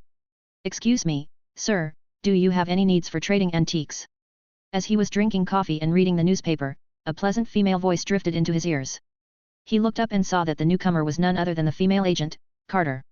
Although Qin Wuying really wanted to say a long time no see, he knew that Carter didn't recognize him at this time. So this was the first time the two of them had met. No. I was just wandering around the neighborhood." As he spoke, Qin Wuying took out his ID and waved it gently at Carter. The latter understood immediately, nodded, and turned to walk into the Brooklyn antique shop. This place appears to be a shop run by an old woman, and no one seems to care about it. In reality, it was a secret laboratory for the Strategic Science Reserve Team. Dr. Abraham Erskine stored the equipment related to the creation of super soldiers here. "The weather's nice today, isn't it?" The old lady looked at Carter with a smile. "Yes, but I always carry an umbrella with me." Carter smiled and answered the other person. After a series of mechanical sounds, a passageway opened up behind the counter where the old lady was. Carter glanced back at the door, then strode quickly inside along the passageway. The old lady quickly pressed a button and closed the hidden door the instant Carter entered. Qin Wuying thought to herself, she is definitely the oldest agent in the Strategic Science Reserve Team. If the old lady really is a secret agent. This part of the plot was completely familiar to Qin Wuying. Steve Rogers' injection of the super soldier serum went relatively smoothly. However, after the experiment was completed, a lurking Hydra agent detonated the experimental site. But that's not something Qin Wuying should be concerned about. What he really cares about is whether there will be any unexpected threats today. For example, a dark mage, or something else. The streets were unusually quiet on a rainy day, with only a few people passing by with umbrellas, all in a hurry. Such peaceful moments should not be disturbed by anyone. As Qin Wuying put away the newspaper, he thought, shouldn't the other injection be starting soon? The raindrops today are really strange, they seem to be standing still. Qin Wuying was extremely bored during this period, so he began to observe the raindrops in the sky. Wait a minute, this doesn't seem right, does it? He quickly took a few steps back and realized that something was really wrong. Time seemed to stand still, and the raindrops in the air were all suspended in mid-air. This would never have happened unless someone had sabotaged it. Moreover, the opponent is quite strong, their first move can disrupt the flow of time to some extent. No, that's not right. Qin Wuying carefully observed everything before her. Still pedestrians, suspended raindrops, and buildings swaying eerily. Mirror space. You're almost there, trying to fool me. Qin Wuying, who often practiced diligently in his spare time, noticed something amiss in the scene. That's right, he was pulled into a mirror space. All actions and battles here will not affect the real world. Only highly skilled mages can use this kind of magic. For example, the Ancient One, the King, Strange, and so on. Casillas. Long time no see. Qin Wuying smiled slightly. Compared to their last meeting, Casillas's expression was even more deranged this time. It seems that Cassie in this world has more powerful magic than the one in the MCU. What a small world. What are you doing here? Isn't that what I should be asking you? Qin Wuying roared and leaped into the air, launching several powerful magic orbs. There's no need to chat or negotiate with a lunatic like that. Such hospitality is truly impressive. Casillas waved his hands, creating a large circular magic circle in front of him. 3 small dragons emerged from the magic circle. Their eyes are round and bright, and lively tongues of fire shoot out of their mouths. Almost instantly, the flames merged together, transforming into a gigantic fire dragon. The fire dragon charged straight at Qin Wuying. 2 scarlet chains suddenly extended from beneath Qin Wuying's feet. They bound his hands tightly, preventing him from casting spells. Humph, Qin Wuying sneered, do you think this will limit my abilities? I'm different from mages like you who need to make a pact with demons. As he spoke, Qin Wuying was enveloped in an increasingly intense blue light. He struggled with all his might to break free of the chains and moved himself to Casillas' side. My abilities are innate. Qin Wuying conjured an energy sword, aiming it directly at the enemy's vulnerable side abdomen. Caught off guard, Casillas was slashed by the sharp blade, leaving a long wound. Blood gushed out immediately. The wound looks very deep, it might not heal even in half a month. This is how it should be. But right in front of Qin Wuying, Casillas's wound on his side stopped bleeding and scabbed over at a rapid pace. Moreover, after the scab forms, new skin quickly replenishes and grows. Just as Casillas was about to proudly display his healing abilities, Qin Wuying picked up the energy sword and slashed the wound several times. You don't even activate your golden body skill, do you think you are invincible during your transformation time? Casillas mustered his strength and manipulated the ring of suspension, causing the earth to shake violently in an instant. The roads and buildings in front of me all twisted and changed, making me dizzy. This is also a common operation in mirrored spaces. Currently, Casillas holds the dominant position in this space. Casillas turned and ran, simultaneously manipulating the scenery behind him to merge. I was injured quite badly just now, and it will take some time to recover. The only hope is to use this method to slow down Qin Wuying's pursuit. Qin Wuying remained calm and raised his hands, and a flat road slowly unfolded. Mirror space is still a space in the end. As long as it is space, the space stone can exert influence and interfere. Even decisive manipulation. Are you ready? It's almost time. Qin Wuying called out to the fleeing enemies in a mocking voice. He had assumed that Casillas, having been underwater for so long, must possess some powerful magic. The result was nothing special. Casillas limped along, realizing he couldn't keep up with Qin Wuying. In desperation, Casillas conjured a sinister portal. Several slender tentacles emerged from within. Chapter 73, does it include a guide to raising incompatible species? Several slender tentacles slowly emerged from the eerie portal. They first clung to the edge of the door, then slowly dragged the main body hidden behind it over. A giant eye appeared on the other side of the portal. The size of its eyeballs is astonishing, roughly the size of 2 large SUVs combined. Ha ha ha ha, ha ha ha ha. Upon seeing that he had successfully summoned the monster, Casillas burst into maniacal laughter. The monster passed through the portal and landed on this side of the ground. The tentacles, like the tentacles of an octopus, supported its continuous movement, making a pat-pat sound. Let me show you the power of the eye demon. Casillas said through gritted teeth. A strange eye-shaped symbol appeared on his forehead. And the symbol also occasionally emits a puff of black smoke. Qin Wuying felt as if her skin had been burned, which was why she looked like this.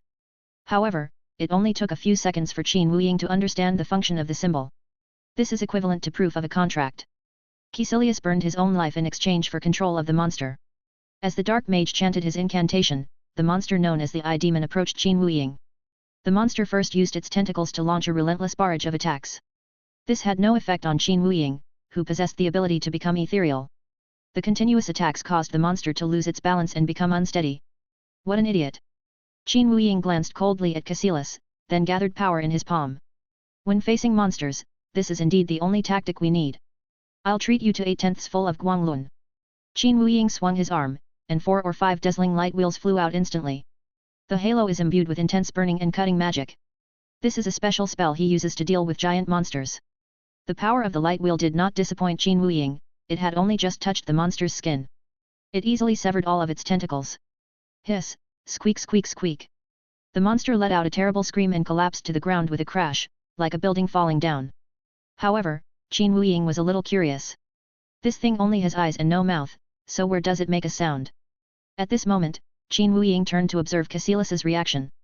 The latter's facial features were contorted, almost squeezed together, and he was covered in sweat, looking extremely painful.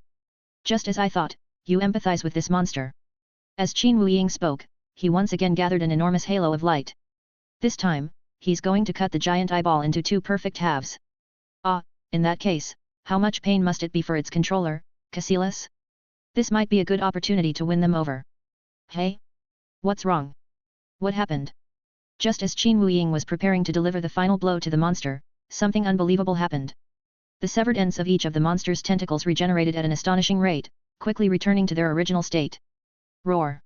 It stood up again, even taller than before, with even thicker tentacles. Humph, didn't expect that, did you? It can evolve infinitely. It evolves wherever it's weak. Cassilus looked up at the sky and shed a few tears of emotion. Infinite evolution, what a beautiful phrase, what an amazing phrase. Isn't this exactly what humanity seeks, eternal life and progress? His crazy performances haven't stopped yet. Qin Wuying shook his head, this madman who had submitted to Dormammu was beyond saving. But... thank you for the information, otherwise, I really wouldn't have known. If Cassilus hadn't been so engrossed in his dramatic lines, Qin Wuying wouldn't have been able to guess that the monster's ability was weakness evolution. In that case, we should just attack the controller. Qin Wuying waved his hands in the air, mobilizing magical energy to form countless ice spikes. Go! The ice cones, composed of energy, were also sharp spikes, hurtling towards Cassilus at high speed. In the blink of an eye, you can poke 10,000 transparent holes in your opponent. However, seeing that Cassilus was in danger, the monster leaped high into the air and blocked all the ice spikes.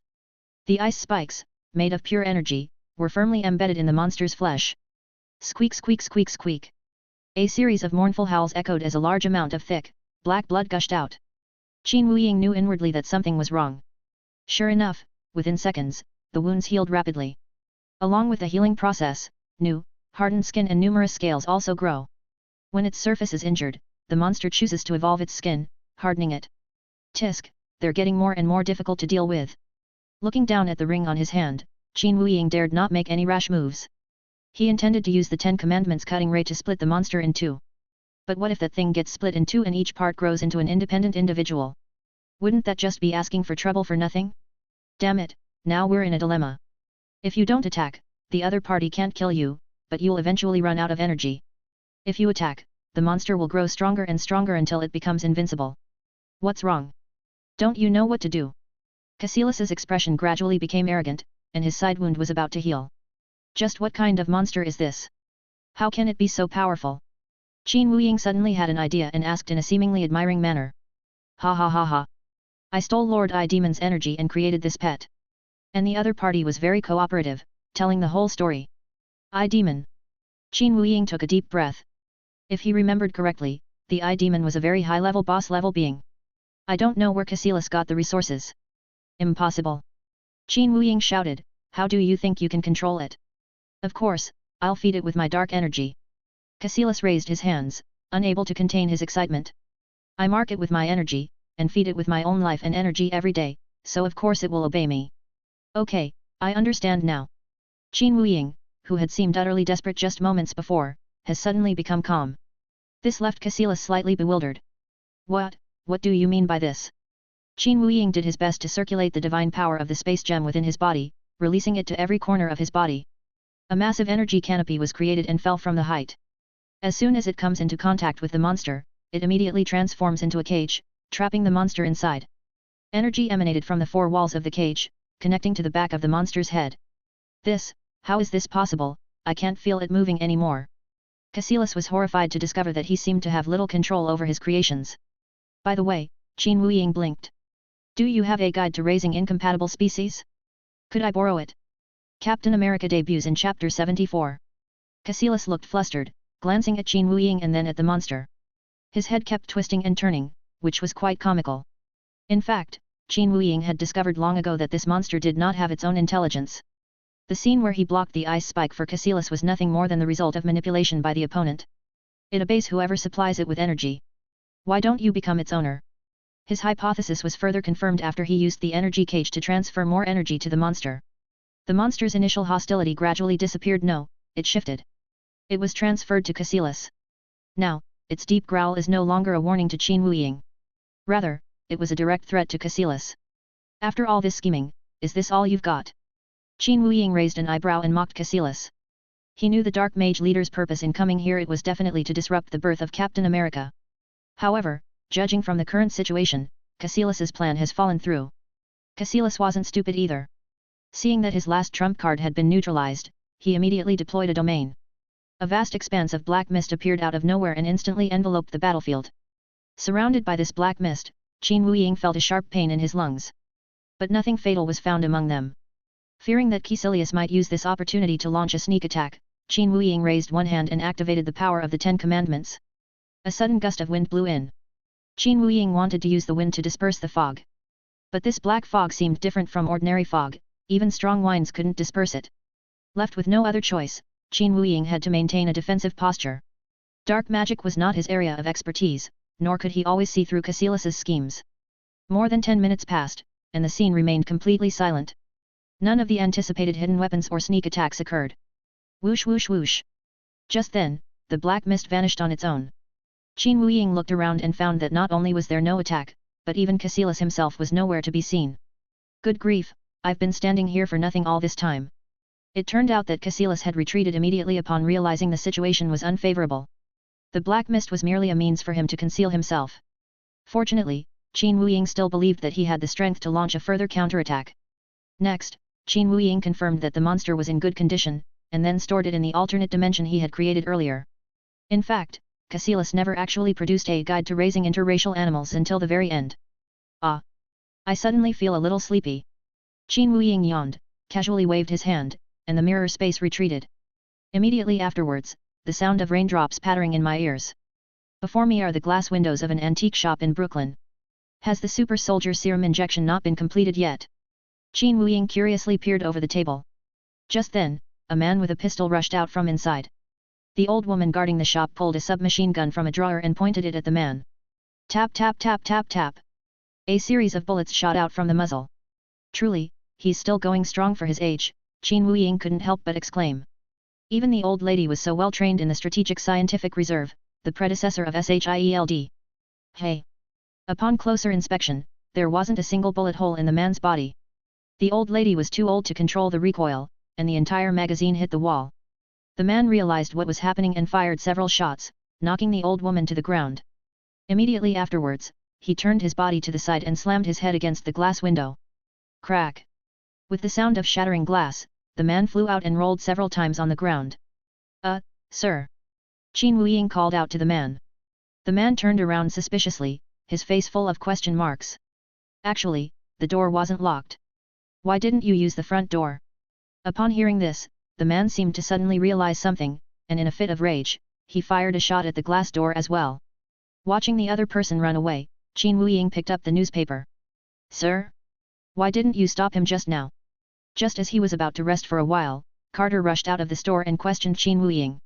She believed that with his rank of lieutenant general, he should be capable enough to stop enemy spies. Qin Wuying certainly has the ability. However, he had just finished fighting with Cassilis and was not in much spirits. Secondly, if he were to take action himself, things would be too easy, and how would Steve Rogers get a chance to shine? Bang! Bang bang bang! Carter aimed his gun and fired multiple shots from behind the man. But the man seemed to have a cheat code, dodging and weaving with incredible agility, finally hiding in a car parked on the side of the street.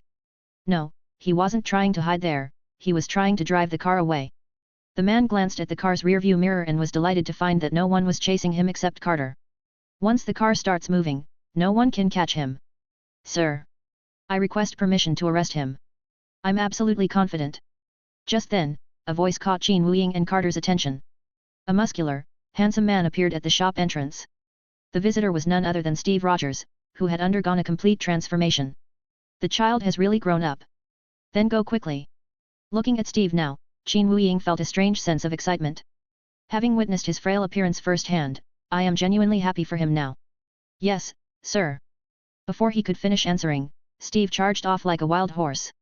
He swung his arms vigorously, moving forward with a very coordinated running posture, completely different from before. Even more astonishingly, Steve's current speed is no different from that of a normally driving car. This guy doesn't even have a pair of shoes on his feet. Holy crap, the old man's serum actually works. The spy, who was smug just half a minute ago, is now wearing a mask of pain. In the rearview mirror, he could see Steve getting closer and closer, and he was doing it all by running. Can this guy even still be called human? The spy slammed on the gas pedal and twisted the steering wheel hard, heading towards the crowded dock.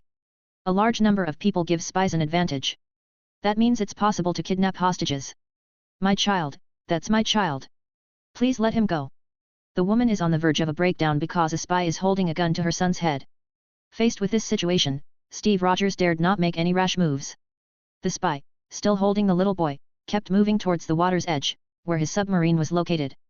No, we must not let him retreat like this. Steve frantically searched everywhere for anything he could use. Just then, he noticed a trash can next to him. Chapter 75 The Captain and Number 039's double debut. Indeed, Captain America's first shield. It's the lid of the trash can right in front of us. Just like that day when he faced the bully in the alley, Steve raised the lid. You think that thing can stop a bullet? The enemy spy naturally laughed. The so-called super soldiers you've built with countless funds and effort. Is this the only level of weapon we can use? Steve Rogers completely ignored his opponent's provocations and focused solely on aiming. If other agents were handling this situation, they might prioritize completing the mission rather than protecting the hostages. After all, what the spy stole was the super soldier serum. If this core technology were stolen by an enemy country, the war might continue indefinitely. But this is Steve Rogers. Captain America always finds a way to achieve the best of both worlds. Hey! Sniper, don't fire without my order. Just then, Steve suddenly pointed to the spy's left rear. The sudden words startled the spy, who quickly looked in that direction. Sniper? Where can I find a sniper? Looking at the clear water to his left rear, the spy realized he had been tricked. By the time he turned around, the round lid of the trash can had already flown right up to his face. It hit the tip of his nose right there. The intense aching and pain caused the spy to put down the little boy and cover his nose. Now he's in a position where he's covering his nose with one hand and holding a gun with the other. Steve rolled several times on the ground and came to the little boy. It's all right now, let's go back to Mom. He gently patted the little boy on the back and watched him run out of the safe zone. The spy quickly clutched the super soldier serum in his arms and ran towards the shore without looking back. Steve Rogers put all his effort into chasing after him. If the two hadn't already created some distance between them, the spy would have been caught in an instant. Now, the spies are frantically maneuvering the submarine. Once the engine starts and the submarine accelerates, no matter how capable Steve is, he can't do anything about it. Even super soldiers are essentially just more powerful humans. How can humans compare to advanced machines? Even now, in these few seconds, this is still what the spy is thinking. WTF, what the hell? As the special energy source was consumed, the submarine sank several meters, moving at a speed comparable to that of a car on land. But when the spy looked up, besides the dark green seawater, he could also see a human figure. The figure got closer and closer, eventually pressing itself against the glass outside the cockpit. Bang! Glug! The glass was shattered by a punch from a figure, and a large amount of seawater flooded into the cockpit. The spy choked violently, his mind going blank. Only now did he see the face of the person in front of him clearly. It was Steve Rogers. At this moment, the spy felt despair. Dude, I'm in a submarine, how can you catch up? What else is there to say? I'll just give you my life and that'll be the end of it. Steve lifted the spy to the surface and took deep breaths of fresh air. Clearly, the super soldier serum significantly enhanced his lung capacity and stress resistance. Quickly, state your name and who's behind this. However, he still has much to learn and improve in terms of interrogation skills. The spy glanced at the broken test tube beside him. When I was pulled ashore, the container containing the super soldier serum was broken. In that case, there would be no hope of completing the mission. The head of the nine-headed beast, if one head is cut off, a new one will grow back. What? Steve stared blankly at the person in front of him. Before I could even fully understand what the other person was saying, they bit their tongue and committed suicide. Although no information was obtained, at least the super soldier serum did not leak out. Well done, soldier. You deserve praise. Shortly after the incident, a general who had been urgently assigned to take charge met with Steve at the base. Thank you, sir. When can I go to the front lines? Having just completed his debut, Steve Rogers is eager to make more contributions and establish greater ones. To his surprise, the old general shook his head, indicating his refusal. We originally wanted an army, but all we got was you. I can't let our precious asset, which cost us so much, go to its death. But... There are no buts, it's decided, this is an order. Carter tried to speak up, but the old general interrupted him. Left with no other choice, Steve turned his gaze to Qin Wuying, who had remained silent to the side. Qin Wuying has always supported his joining the army, and now she might plead for him on his behalf. However, Qin Wuying also shook his head, no, I can't control that, it's up to your fate. And so, Steve's dream of fighting the Nazis on the front lines had to come to a temporary halt. What surprised him even more was the mission the organization assigned to him afterward. A few days later, on a stage in the city center. Hurry up, girls, get dressed. The show starts in 3 minutes. A director, holding a walkie-talkie, was constantly directing various tasks behind the scenes. Among the group of girls he was directing, there was one man who didn't fit in at all. Steve was wearing the classic blue, white, and red performance outfit. He had previously encountered a GG selling defense bonds before the movie started. Now, he himself has become the spokesperson for this guy. Who fought the Nazis and saved the people from suffering. It was Captain America. A burst of powerful music began. Captain America rushed out from behind and performed several impressive boxing moves. Holding a wooden submachine gun, he pretended to be firing at a group of non-existent enemies. Oh! Woohoo! Captain America! The audience erupted in cheers. Seeing that they were basically satisfied with his debut performance, Steve quickly pulled out a small card. His own GG words were written on it. If you also want to serve your country like Captain America, please buy our defense bonds. His performances are incredibly successful, almost every show he does in the country sells out. Although it wasn't quite the job he had imagined, he gradually got used to everything. If it wasn't for actually going to the front lines to put on a performance. This time, no one responded to his call, and the soldiers below all had grim expressions. Some people even hurled vulgar insults at him and threw things at him. Find the beautiful girls now. Get out of here. They urged Captain America to end his poor performance. Steve Rogers felt overwhelmed and confused on stage for the first time. Just then, he saw a very familiar figure at the far end of the audience. Sir! Commander Qin! He shouted as he jumped off the stage and rushed toward Qin Wuying. Chapter 76 Take a break, Howard. Steve was naturally delighted to see Qin Wuying there. If it weren't for Qin Wuying's constant encouragement and support, he wouldn't have been able to successfully join the army. Not to mention becoming the first super soldier. However, there was one thing Steve just couldn't understand. Why is it that wherever I appear, Commander Qin is there too? Captain America isn't just all muscle, he quickly realized something was wrong. He had noticed before that Commander Qin was always in the audience during each tour. And now, she's actually followed him to the front lines. Sir! It's a pleasure to see you. How have you been? This time, Steve decided to take the initiative to greet Qin Wuying. Anyway, he wasn't well received by the soldiers watching from the stage. He looked back and saw everyone cheering for the beautiful woman dancing. Honestly, Steve, do you even want to go to the front lines? Qin Wuying didn't continue the pleasantries, but instead changed the subject directly, her face serious. Of course, sir, at all times. Steve stood at attention and saluted, demonstrating his firm stance. The original intention of becoming a super soldier was to fight enemies and rescue teammates on the battlefield. As a result, he was forced to become a clown actor. This was something he absolutely did not want, so he would have been eager to go to the front lines if given the chance. Okay, I believe you. Qin Wuying put his hand on Steve Rogers' shoulder and nodded. How could I not trust Captain America at a time like this? However, I still had to pretend that I had made the decision after careful consideration. Immediately afterwards, Carter stepped out from behind Qin Wuying. Ahem, Agent Carter, so you're here too. Upon seeing his beloved, Steve coughed twice and smoothed his hair, which was somewhat flattened by his helmet. Always maintain a good image in front of the girl you like. Carter immediately saw through Steve's unpretentious little scheme and responded with a smile. The two of them got closer and closer together. Alright, let's talk about flirting when I'm not around. Seeing that the two were about to kiss, Qin Wuying quickly changed the subject. However, he thought to himself, they really are a pair of star-crossed lovers. Actually, I received intelligence, Carter began, that we have a group of men, including the 107th Regiment, trapped behind enemy lines. What? The general will definitely send reinforcements, right? No, we won't. That would be too risky. Steve's brow furrowed deeply. His good friend Bucky was in the 107th Regiment, after all. Now, his friend's fate is unknown, and the general refuses to send troops to help. Was he, this so-called super soldier, destined to just sit and wait for news of his friend's death? Thinking of this, he clenched his fist and finally made up his mind. If no one else goes, then I will go. But the general won't allow it. Then I'll sneak across the front lines.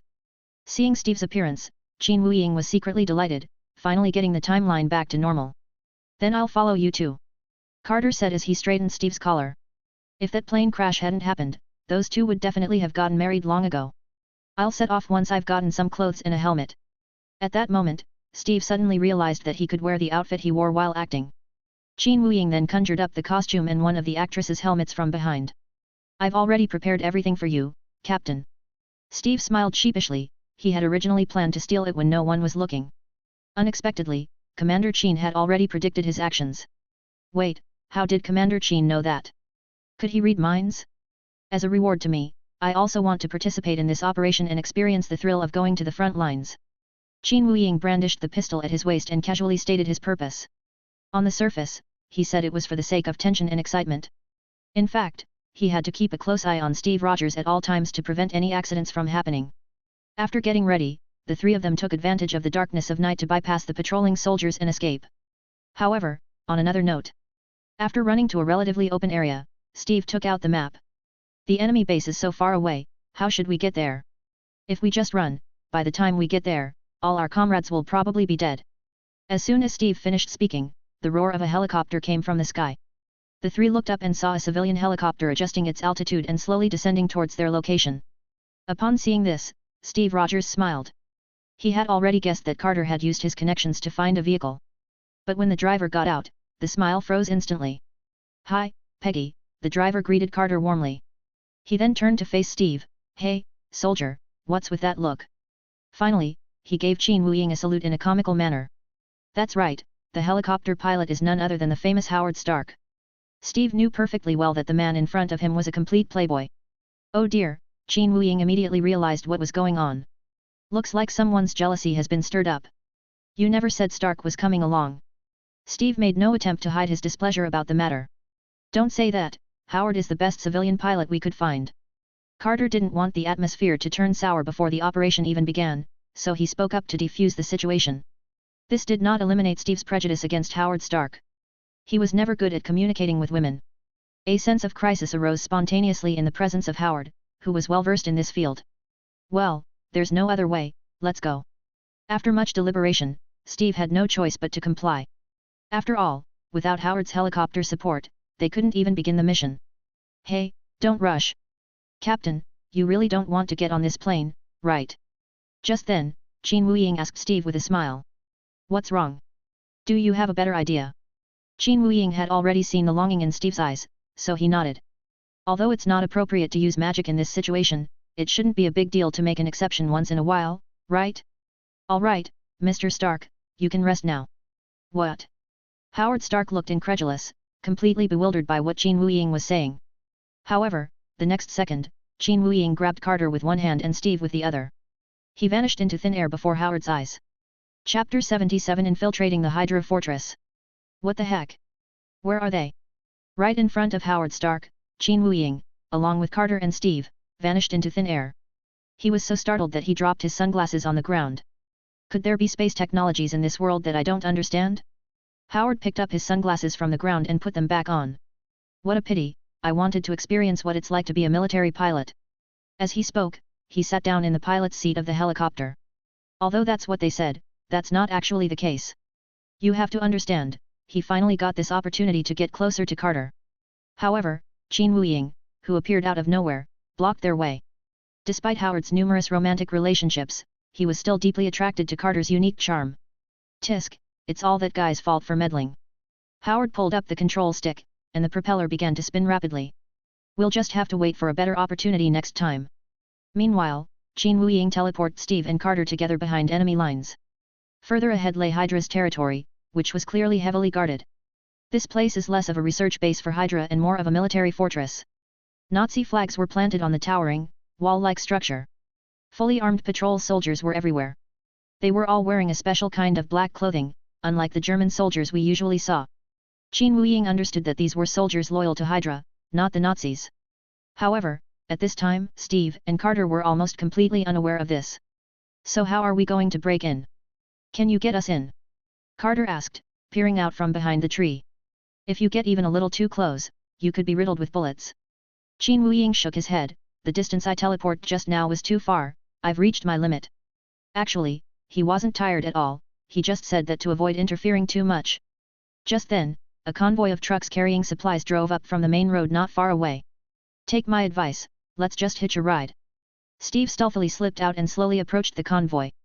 Qin Wuying and Carter understood each other perfectly and followed closely behind Captain America. As the last car approached, the group jumped up and grabbed onto the door at the back of the carriage. Carter skillfully pulled a special tool from his pocket and twisted it a few times on the door lock. Click! With a crisp sound, the door lock was easily broken. Steve then followed up with the next action, using his body weight to pull the door open towards him.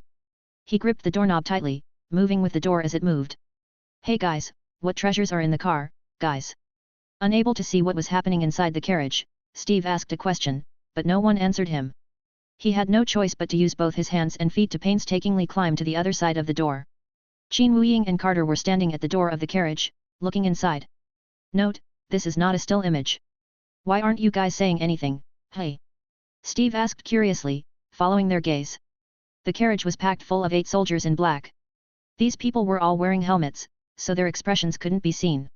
However, it was clear that they all turned their heads to look at Qin Wuying and the other two. The air seemed to freeze instantly, and everyone held their breath. What are you standing there for? Get to work, boys. Carter was the first to react, kicking a soldier off the vehicle. Seeing this, Steve quickly pulled out the iron shield he had taken from the theater troupe from behind his back. The soldiers in black swarmed forward. In the extremely crowded and cramped carriage, the battlefield was divided into 3 smaller areas. On the innermost side, Steve and 3 soldiers were engaged in a fierce hand-to-hand combat. A little further out, Carter was being held by both arms by 2 soldiers, struggling fiercely. At the carriage entrance, 3 soldiers were throwing punches at Qin Wuying in perfect unison. However, as if they were hallucinating, their fists passed through Qin Wuying's body and swung out. In addition, due to excessive force, the 3 of them fell forward and flew out of the carriage. Watching them roll around wildly on the ground involuntarily, Qin Wuying couldn't help but laugh. If you sign up for the Rim of the Pacific, maybe we can consider it. Looking back, Steve had also knocked one out, leaving 2 remaining. If you don't mind, can you help me now? Carter, still unable to break free, gave Qin Wuying a wink. Coming, coming. With that, Qin Wuying shook his hands, he hadn't used his fists in a long time. He imbued his fingers with magical energy, transforming them into the shape of knuckle dusters. That will definitely hurt a lot. Qin Wuying launched his attack with 0 frames, swiftly striking one of the men in the face. Seeing that the newcomer was hostile, the other man picked Carter up and threw him out of the carriage. No. Peggy. Steve let out a desperate cry. At the current speed, Carter could very well be seriously injured. This area is enemy territory, if you get hurt here, the chances of survival are slim. Leave it to me. You handle the rest. Without time to explain, Qin Wuying activated his teleportation ability and caught Carter steadily in mid-air. Then, just before landing, the portal opened again at the last possible moment. Thump. A muffled sound. Carter kept his eyes tightly closed, but he couldn't feel the pain that should have been coming through him. When she slowly opened her eyes, she found herself lying on Qin Wuying's body. The surrounding area was filled with their military camp facilities and troops. That's about it. Let's leave it at that for now.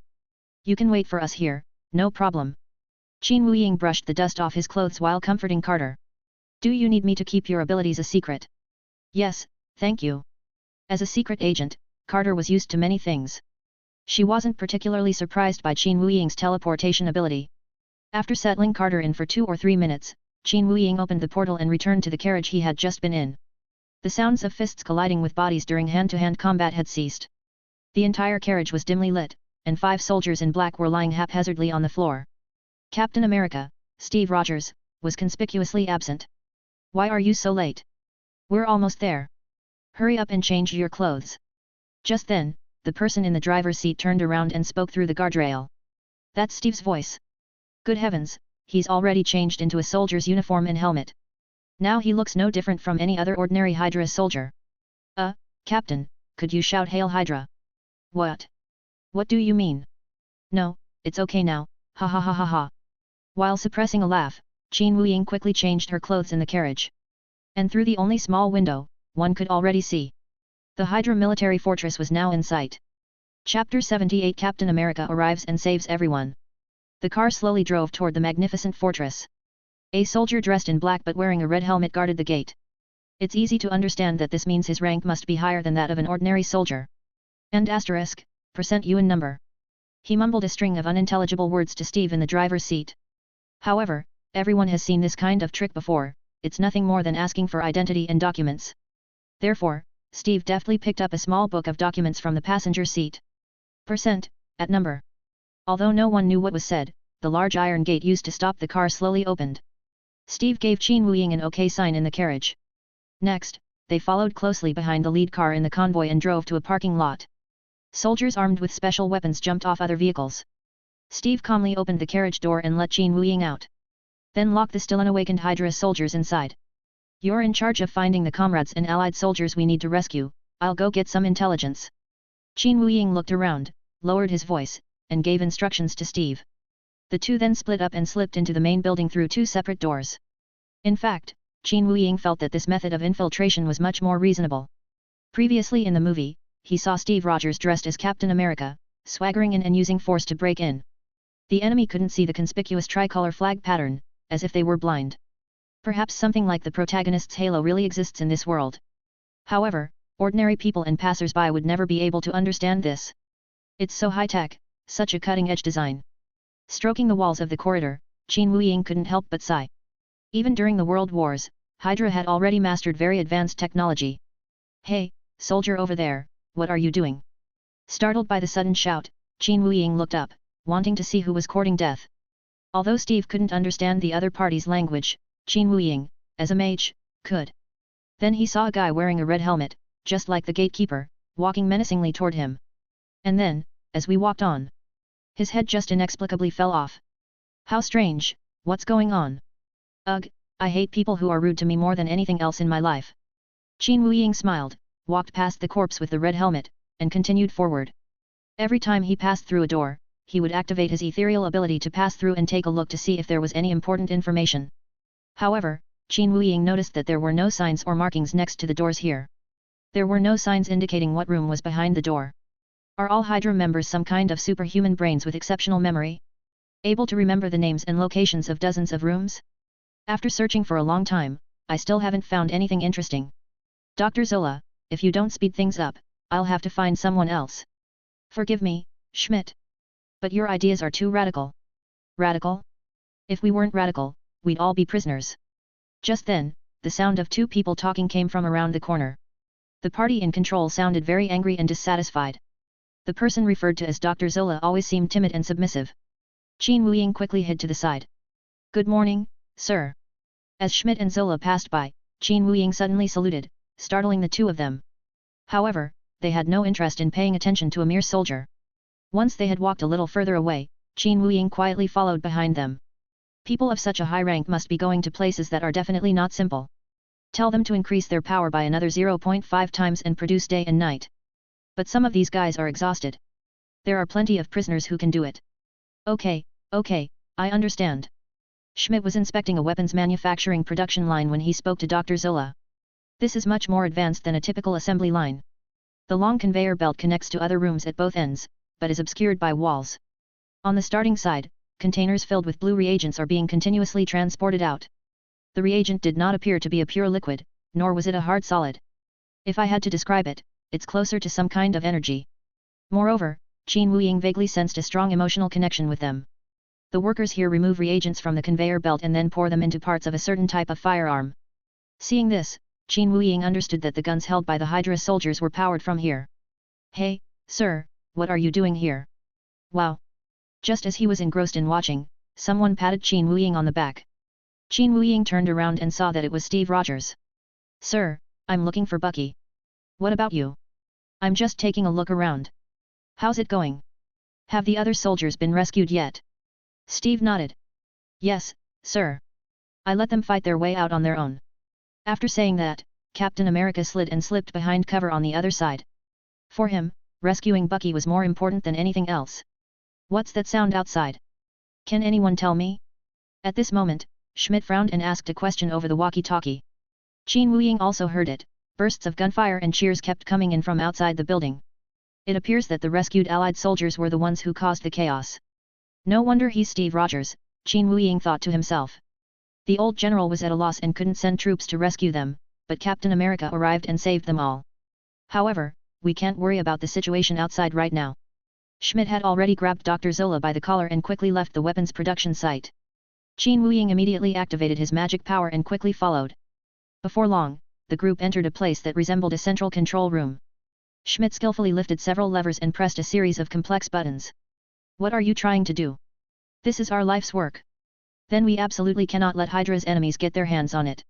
After saying that, despite Dr. Zola's advice, Schmidt decisively activated the self-destruct program again. In 20 minutes, everything here will be reduced to ashes in the explosion. Immediately afterwards, the two rushed out of the control room and headed towards the preset escape route. Qin Wuying originally wanted to take advantage of the spare time to search this place. But Schmidt just took several confidential documents from the cabinet. It seems that to get them, we must take Schmidt's briefcase. Helpless, Qin Wuying chased after him once again.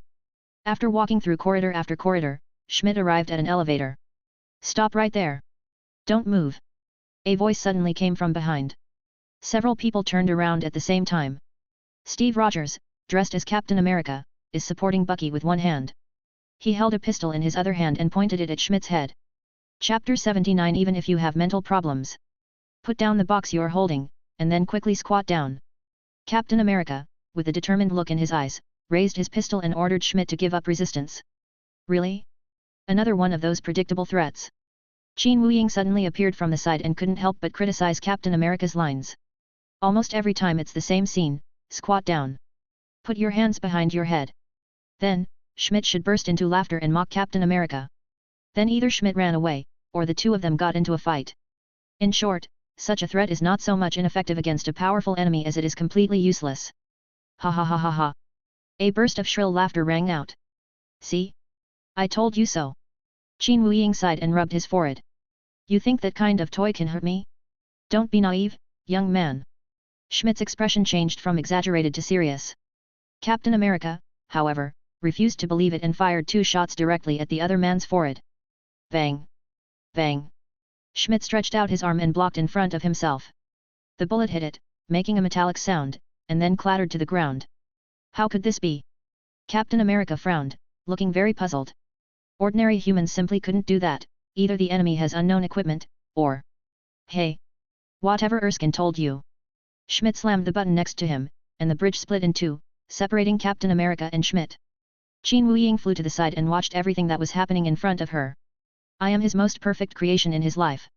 As he spoke, Schmidt grabbed the back of his head and pulled it upwards sharply. He ripped the skin off the human head from its root, like a mask, and held it in his hand. And his true colors were finally revealed. Deep red skin, terrifying features and expressions, and a face devoid of human skin. Indeed, Schmidt is one of the most troublesome villains Captain America has ever faced. Red Skull. Faced with this scene, Steve Rogers was stunned and momentarily forgot to give chase. Before this, he thought he was the only super soldier. But now another warrior, who has surpassed the limits of human capability, has appeared before him. Moreover, the other party mentioned Dr. Erskine, his benefactor. It seems that the Red Skull was one of the more unsuccessful experimental results of the Doctor in his early years. All right, let's all retreat now, don't waste any more time. Red Skull stepped into the elevator behind him and began entering a series of keys. Then, what about me? What should I do? Dr. Zola, who had witnessed the whole thing, asked timidly. He was almost scared out of his wits by what had happened in that short period of time. Just don't scratch my car. As he spoke, Red Skull casually tossed Dr. Zola a car key. After quickly reaching out to catch it, Dr. Zola turned and ran, his short legs spinning as fast as a corgi's. Captain America glanced at the elevator Red Skull was in, then at Bucky limping beside him. He is now very conflicted about what to do.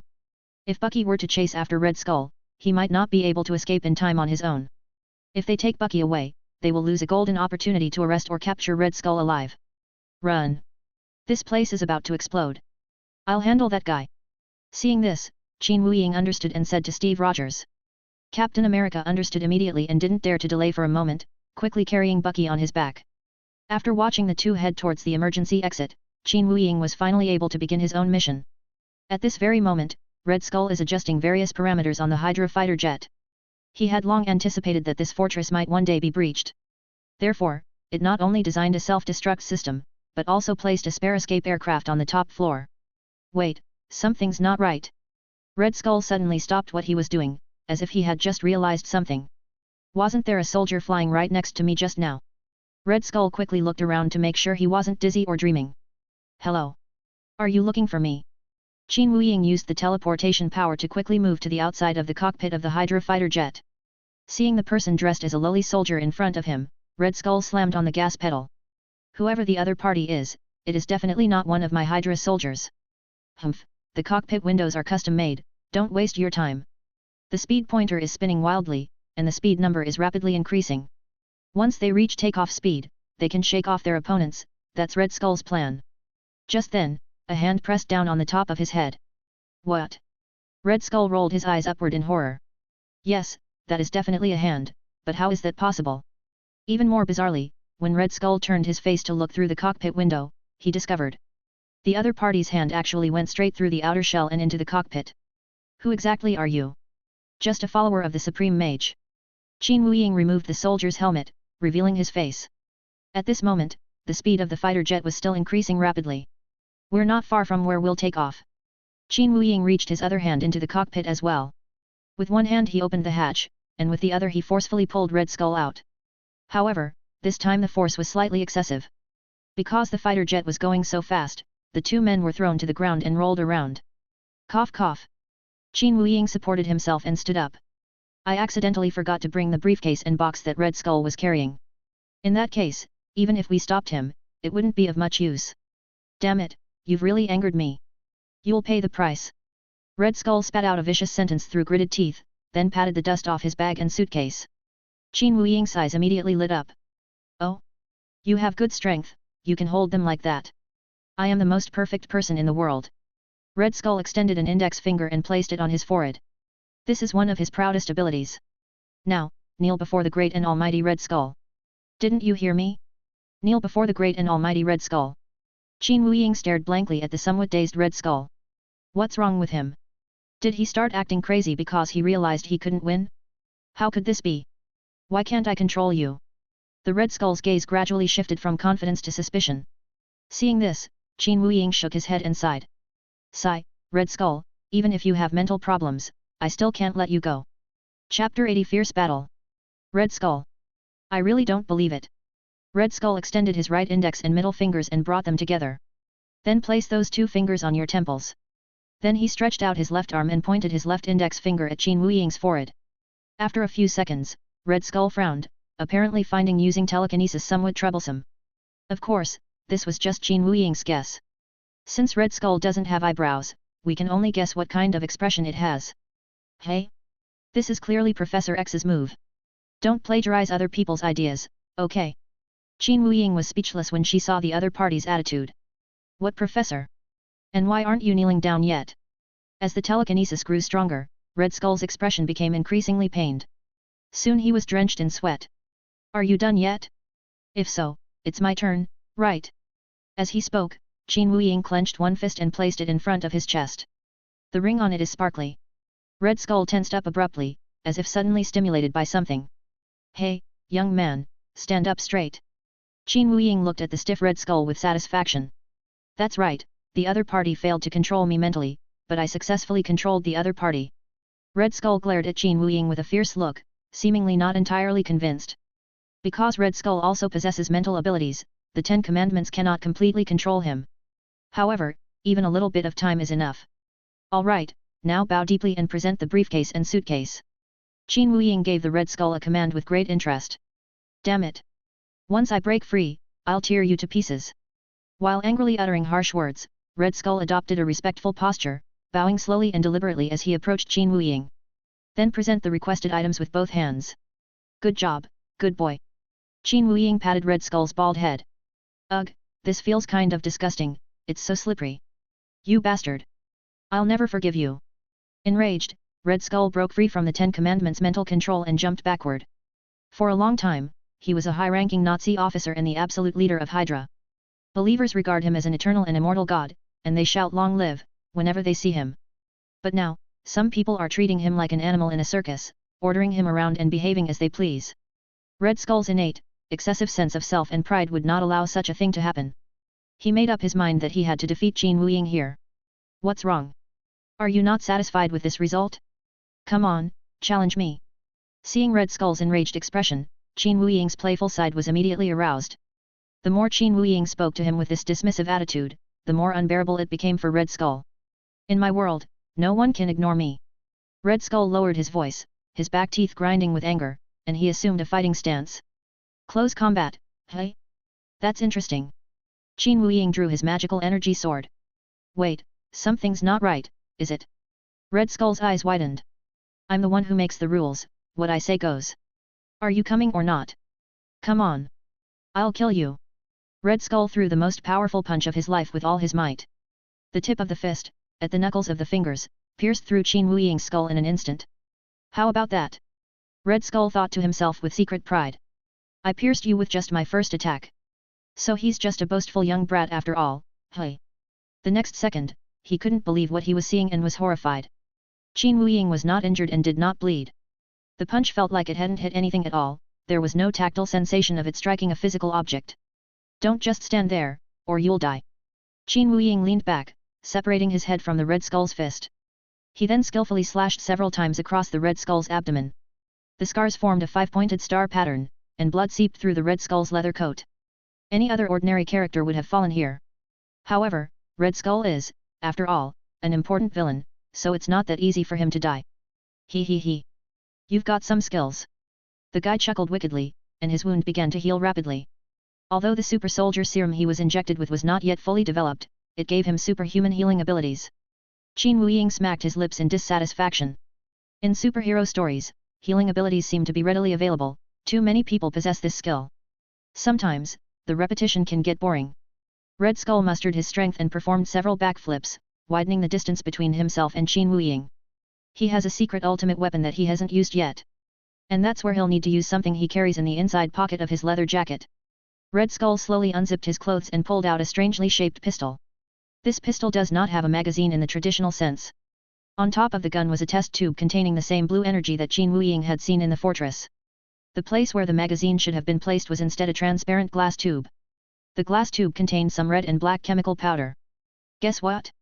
One time, I accidentally spilled it. Red Skull sounded very smug as he turned to look at Qin Wuying. Qin Wuying remained silent. Aren't you curious about what will happen if it spills? Well, okay, I'm curious. Qin Wuying sighed and spoke slowly. This kind of dialogue is like an NPC storyline that must be triggered in a game. Then I only touched it slightly, and it turned out like this. As he spoke, Red Skull touched his face in a sickly manner. That's pitiful, Qin Wuying replied perfunctorily. Now it's your turn, you bastard, to experience the same pain I felt. Having finally finished reciting his lines from the cutscene, Red Skull pointed his gun at Qin Wuying. He had absolute confidence in the secret weapon Death Dust. Qin Wuying might be able to dodge the special bullets, but once he returns to his physical form, he will inevitably come into contact with the powder in the air. Red Skull's wicked schemes were unfolding rapidly. Indeed, this is true. Once you come into contact with the dust of death, at best your flesh will dissolve, and at worst you will turn to ashes. Red Skull gave a wicked smile and pulled the trigger. Why can't I feel anything? Even though my fingers are moving, it's like I haven't touched the trigger. He raised his hand and saw that the pistol he used to fire the death dust was gone. Alright, I've had enough fun. It's time to send you on your way. Qin Wuying opened one eye and closed the other, pretending to aim. In his hand was Red Skull's secret weapon. However, just as he was about to fire and take down his opponent, the suitcase on the ground next to me suddenly began to shake violently.